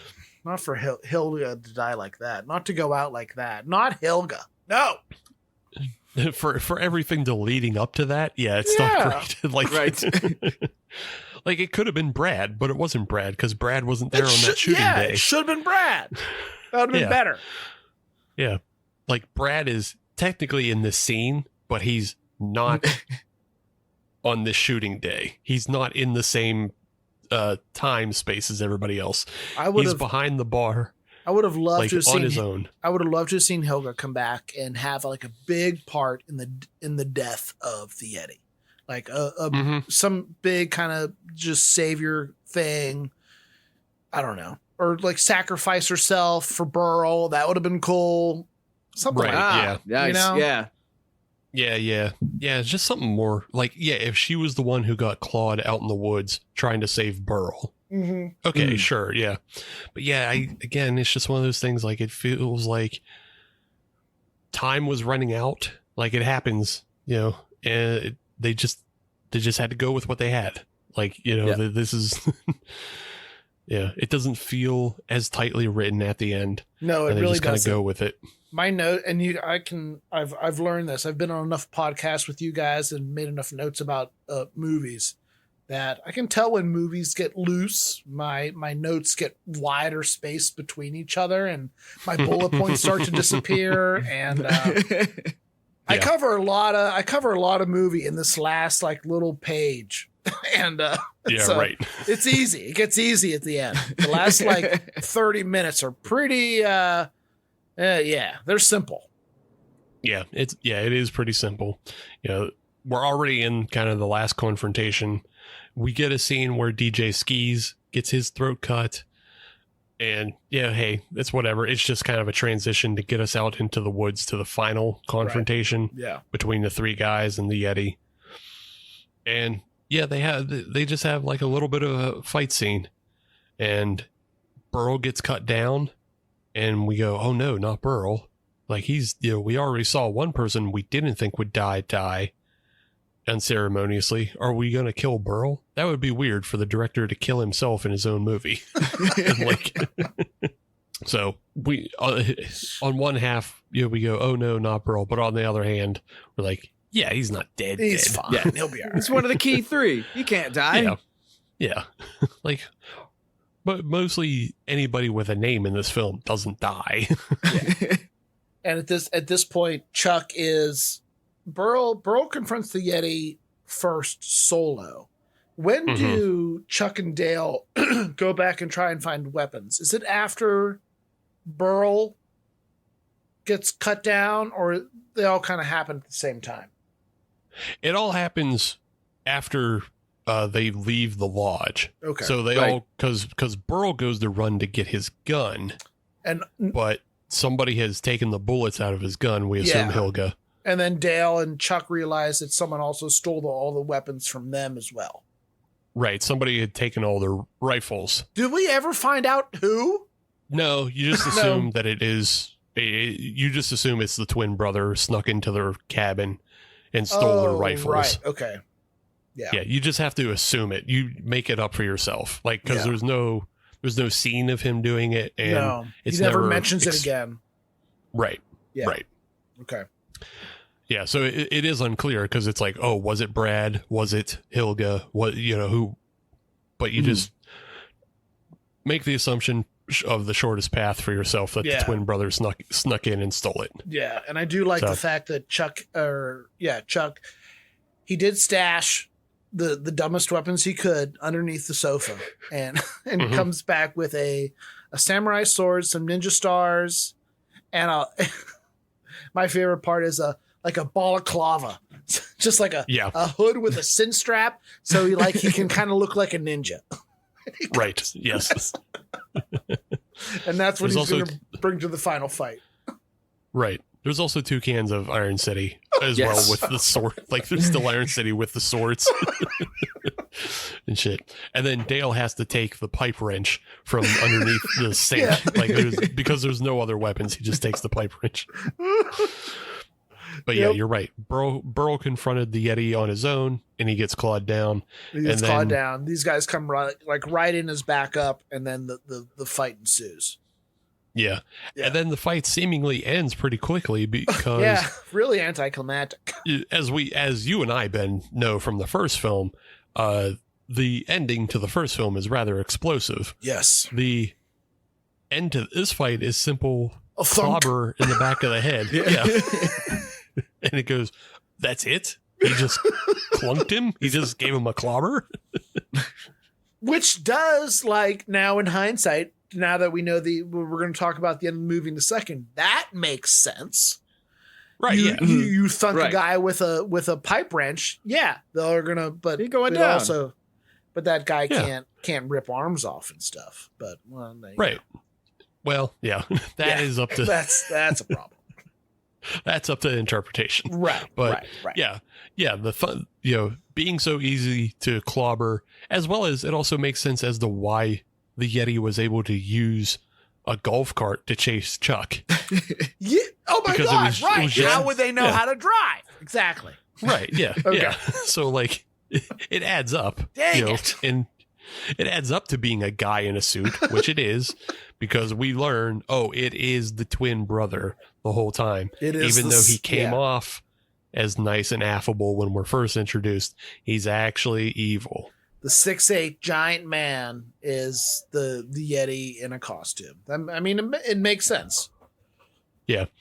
And I mean, he's not evil like his brother is, but he's more just He's angry. He's revenge driven. yes. Yeah, because we learn he was in love with the original Bigfoot from the first film. Which is great. That's a fun angle to play.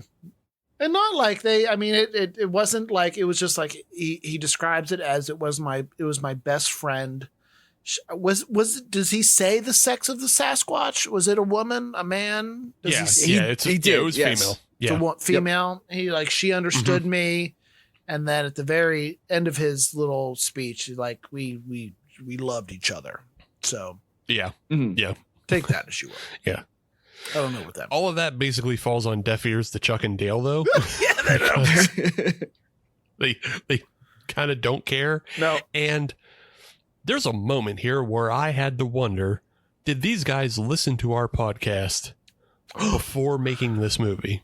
Because Tell Chuck me how. goes on a protracted rant about Friday the 13th Part 5.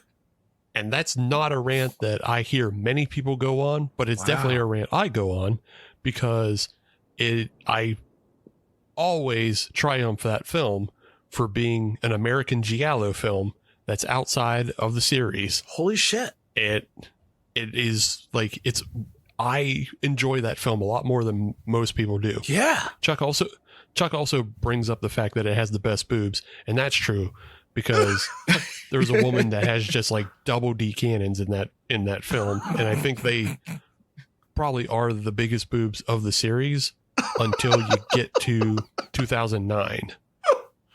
The 2009 remake. I'm glad you've done this. I'm learning boob so math. much. Boob math Yeah. for us. I'm just saying, look.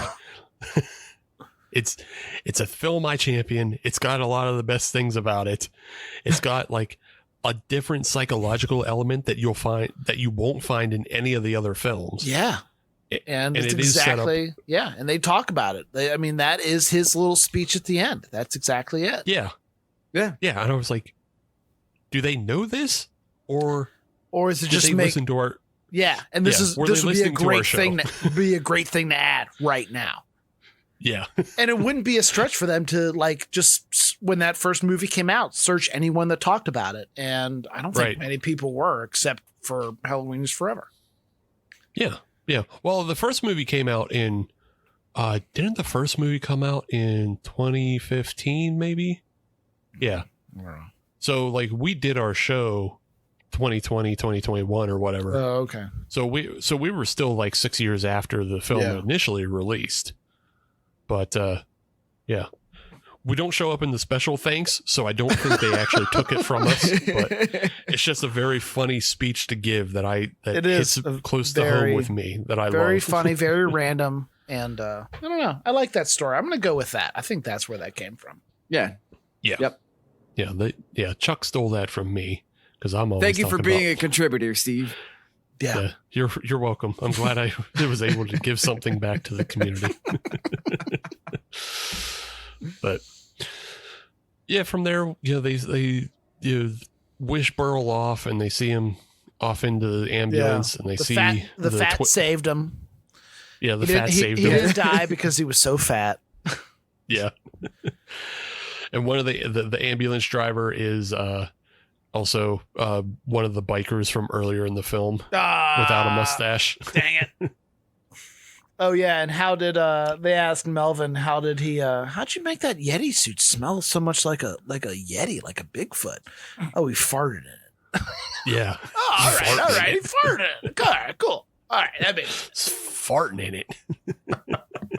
Yep. So everything's wrapped up. The day is saved, and we get one final scene.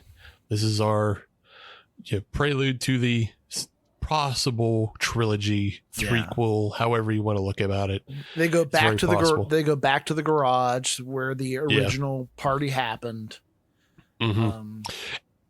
And there were some hints about this at the beginning of the film, because like they're suspicious of Chuck, because like Chuck is, I think like Chuck in the original film was just living in a trailer, and now he's like, spruced up this garage into like a livable space. Mm-hmm. Yeah, I missed that, but that makes sense now. Yeah, so they made an allusion to that, and then there is a quick conversation between Dale and Chuck about should we tell him, and they don't expand upon what they should tell him. But now we find out what should he tell him, and what they reveal is that Chuck, in this new livable space that he's constructed, has been keeping the son of the Bigfoot. Wendell. Wendell. Yeah, he's named Wendell. I love that its name is Wendell. I love that. Yeah. Yeah. It's so funny. We don't see it fully. We just kind of see it from behind. You get behind. like a POV. And yeah. And it's it's basically as big as them. Like it's not a fully grown Bigfoot. So like, if they make a threequel, it would be very funny. It would be very, very funny to have a smaller Bigfoot wearing like a jean jacket vest and a headband like Chuck. Like a Teen Wolf kind of thing. Yeah, just a real Teen Wolf type of shit. Like there's a lot there to be very funny with. I hope they try. I hope they try to. I don't know what they'll do. It kind of sounds like with this second one, with this sequel, they like, I don't know, it could have been so much more, but it just kind of fizzled, and they weren't able to capitalize it on like I think they should have. Yeah. It's a very entertaining film, and they're shooting so big. That's the thing, is like they're shooting for the stars. It's just when you shoot that big, it's sometimes just shit falls apart, and things don't work, and like shooting days don't line up, and that's why you get the weird thing with like Brad in the final confrontation, where everything with Brad is him by himself behind the bar, and it's like he's just wow. Yeah, he's just yelling into the ether because they just could only shoot him those days. And like DJ Skis is obviously, he was a 2-day shoot, if that. Like, they had him same scene go into over and over and over again. Yeah. They had him improv different shirts in that DJ booth for, a couple hours. You cut out what's the best of that stuff, and then you shoot your scene where he gets his throat ripped out outside of the DJ booth. Yeah. So, yeah. And that's the other thing of like why there's so many scenes of like, just like Dale is in the hot tub with the two girls, because you can schedule Dale and two girls differently than you have to schedule Kurt. And then Kurt, has his own Pittsburgh dad schedule, so you have to schedule against that. And then, so yeah, it's a lot of moving parts. It's fucking hard to do. It's fucking hard to do. It really is. But, sometimes things break down. But on the other hand, the movie's still just very funny and entertaining. So yeah, more people should see it. I hope more people get the opportunity. I hope it becomes easier to watch, because I feel like a lot of local Pittsburgh people would really enjoy it, and people from everywhere would enjoy it. Yeah. It definitely like deserves an audience. Yes, it does. It's just, it has an audience in us because we enjoy it. And, the first Bigfoot movie I remember that being like a lot bigger deal. Yes, me too. When it first came out. Yeah. And so it doesn't feel great that like, we're struggling to kind of prop this one up. But find it, watch it, yeah, it's out there now. Yeah. Now you can watch it. Yeah. You can rent it for $4. That's That's standard. Yeah, you'll get your money's worth. Yes, you will. Yeah, exactly. Absolutely. That's money well spent. One fun thing I wanted to bring up in the credits, because I watched them I was watching them just to see who all worked on the film and everything. There is a very funny credit in here called Mullet and Rat Tail Handlers. Really? As a joke? That's a joke, right? No, I mean, I don't think it is. Like, there's, you have... Because Burl, does Burl's, I saw he still has a huge rat tail, right? Yeah, he still has a huge rat tail. It doesn't come out always. Right, I but saw it's definitely glimpses out, of it. Yeah. Yeah, it's definitely out in some scenes. And so I'm just assuming it's just like, because the hairstylist, Brooke Schwartz. She just took that title as well. Yeah, Brooke Schwartz is the hairstylist, so she did everybody's hair, but also you gotta keep track of the mullets and the rat tail so they don't get lost. Oh, that's great. So, that alone, that alone would make people want to watch this. If people knew that there was a mullet and rat tail handler on. Yeah, there's four. There's four. That's so many. There's a lot of mullets and rat tails. Yeah. But, yeah, it was fun. Still not as fun as the first one, I think. But I don't know. Talking about it now makes me like this one even more. So, So I feel that I need to go back and watch the original then. Yeah. Oh, for sure. You'll really if you liked this one, you'll love the first one. And okay. All right. Guess what? The first one's free on Tubi. So I did notice that. Is there any money to be made on Tubi once you're there? There is no money. I'll tell you that. Okay. All right. Yeah. So you're saying there's a chance. There's something. The person that really asked about that is, again, the director of Shingles and Carousel, because Steve Rosinski, he distributes all his own films. So yeah, it would be like you would have to ask him what kind of money does he get. And how does the money pay out on Tubi if you do get money? Because I'm assuming you do. You would have to. They have something, right? Yeah, because I assume they have to buy the media rights to stream your film, and Tubi will take anything. So yes, they will. Got to build that library. Yeah, but I don't think Tubi pays you up front for the media rights. I think you probably get into maybe the more popular you are, the more money you get. Oh, yeah. That kind of deal. Mm-hmm. Yeah, if you're okay, Tubi will pay money up front for a media rights deal and it's usually a lot of packages that are bought as well. So Tubi will buy a media rights package for, X amount of films from a big studio. And then they have those. Yeah, they'll have those films for a month or a year or whatever. And then I assume smaller indie producers, like Steve Rosinski, he can just submits his films as he makes them. And then he probably signs, you would have to ask him, because I can be wrong about this, but I assume it is a contract of per play. And, however many plays beyond a certain time length, he might get a cut of. Okay. Because it would also be based on, because Tubi's free, everything is ads. So it would be based on ad revenue in a way. But as you said, as you mentioned, that so much that is on Tubi is very terrible. And I'm sure people watch a lot of 5 minutes of movies and turn them off. But the movies that get extra playtime, certainly deserve more than the movies that no one ever picks, no one ever watches.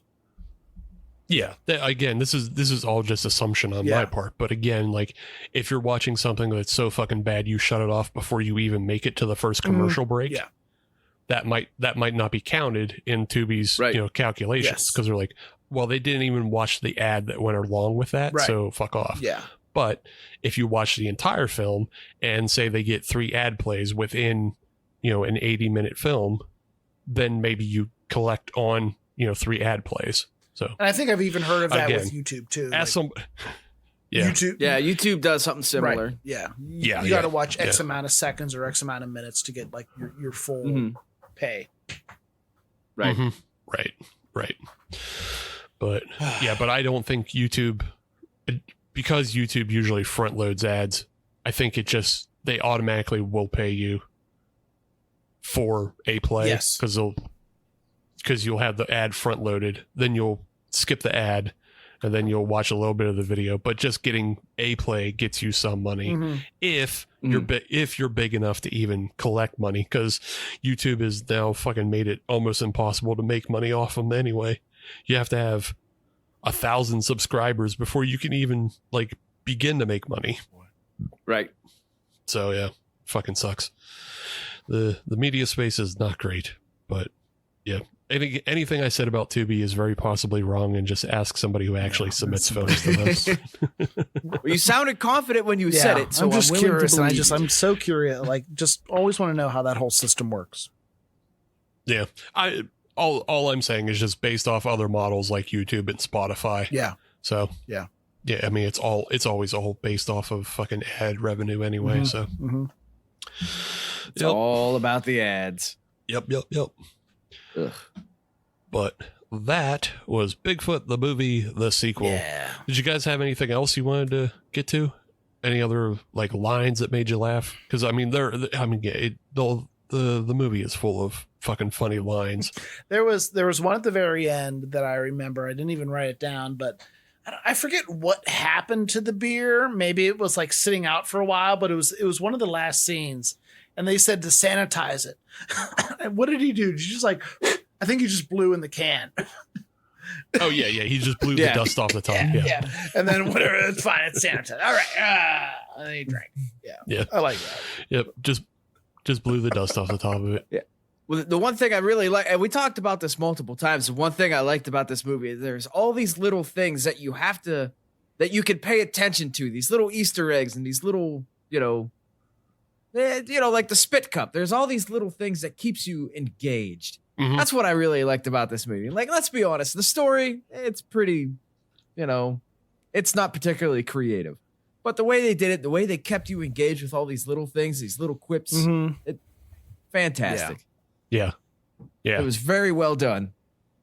Yeah. They definitely know what they're doing. And it's just like, I wish they could get, kind of like, it's one of those things like, could you imagine this film? We say, I've been saying it more and more on this show, but like, imagine this film with $5 million behind it. Yeah. Yes. And I assume this movie was made for under $1 million easy, and maybe even made for under $500,000. But this could also easily be, a $500,000 film. But yeah. Like, I just always like when you find a really good independent film that just has like rough edges and stuff to it. And then I'm just like, okay, well, use your fucking imagination for a second and imagine this film with $5 million behind it. And then you go, oh yeah, that movie would be so fucking great. Okay. Right. Like when you can tell how a movie would scale up to be great otherwise, because I mean, all $5 million would do for this film is make the effects a little better, give them proper shooting time so they could, properly rent everything out. Yeah. Pay people to be there and make sense. Right. Yeah. May even afford them the ability to shoot during the season so there's snow on the ground. Oh. Yeah. Oh. Yeah. Could you imagine? Could you imagine? And then bring in some more guest stars. Maybe you get a Donnie Iris cameo. Yeah. So you see a film and it's pretty good, and then just say, oh, well, if it had $5 million, it would be fucking great. So you can't get mad at it. Other films you can watch, like Shark Exorcist, you go, it doesn't matter how much money you pump into this, it's fucking gross, dumb pervert stuff. And it doesn't matter. God, I'm so reminded me about. Thank you. Yeah. All right, I forgot. I'm not going to bed. I'm going to watch Shark Exorcist. Knock yourself out. It's just fucking. I'll tell the audience the kink is ladies in bathing suits having seizures. Wow, that is a very narrow band. Yeah. Yeah, that's no. I'm going to sleep. But yeah, so again, it's a good film. Definitely check out the first one, and cross your fingers for a third. Yes. Seriously. Yeah. I want to see Wendell grow up real bad. Yeah. With a $5 million budget. Yes, with a $5 million budget. With the return they got on this one, probably not. Yeah, probably not. Probably. And they got my $4. Yeah, they got Adam's 4. They Mine got too. my 4. So We're helping. that's $12. You guys can't. All right. Hey, you just can't make a movie for $12. What you doing? Hey, that's almost a case of I See Light, so they're well on their way. Yeah, that's your catering covering right there. You are welcome. All right. Well, Yeah, I want to thank Ben and Adam for joining me once again. And No, our Yes, pleasure. thank you for having us on. Ben, I'm not saying you're forgiven by me. No, And you did. Yeah, just say it. and I know you're not forgiven by Brian. But I wish he was here. I would like to talk to him too. yeah, but we'll see if we can mend that fence down the way. You're gonna need me. There's gonna be another Bigfoot movie that someone's gonna have to talk about with you. Look, yeah, I know that. He's I know got it's you gonna there. happen. He's I'm got not- you there. I'm the guy. I'm not giving up my resource of my Bigfoot expert. Thank you. But also, you got to mend that fence with Brian. So We'll talk about it. Perhaps some cookies or some brownies. yeah. Do you guys have anything you wanted to plug before we go? No. Same as last time. You know, it's the holidays. Donate to your local humane society. Yeah, Oh, You know. that's nice. Give the dogs and cats a little extra love.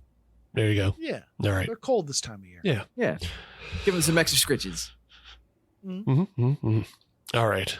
Well, for that, I'll say make sure you go follow Halloween is Forever on all the social medias and sign up for our Patreon at patreon.com/HalloweenIsForever. Get that extra podcast, get that extra vote. And with that, I'll say for the Halloween is Forever crew, I'm Steve. I'm Ben.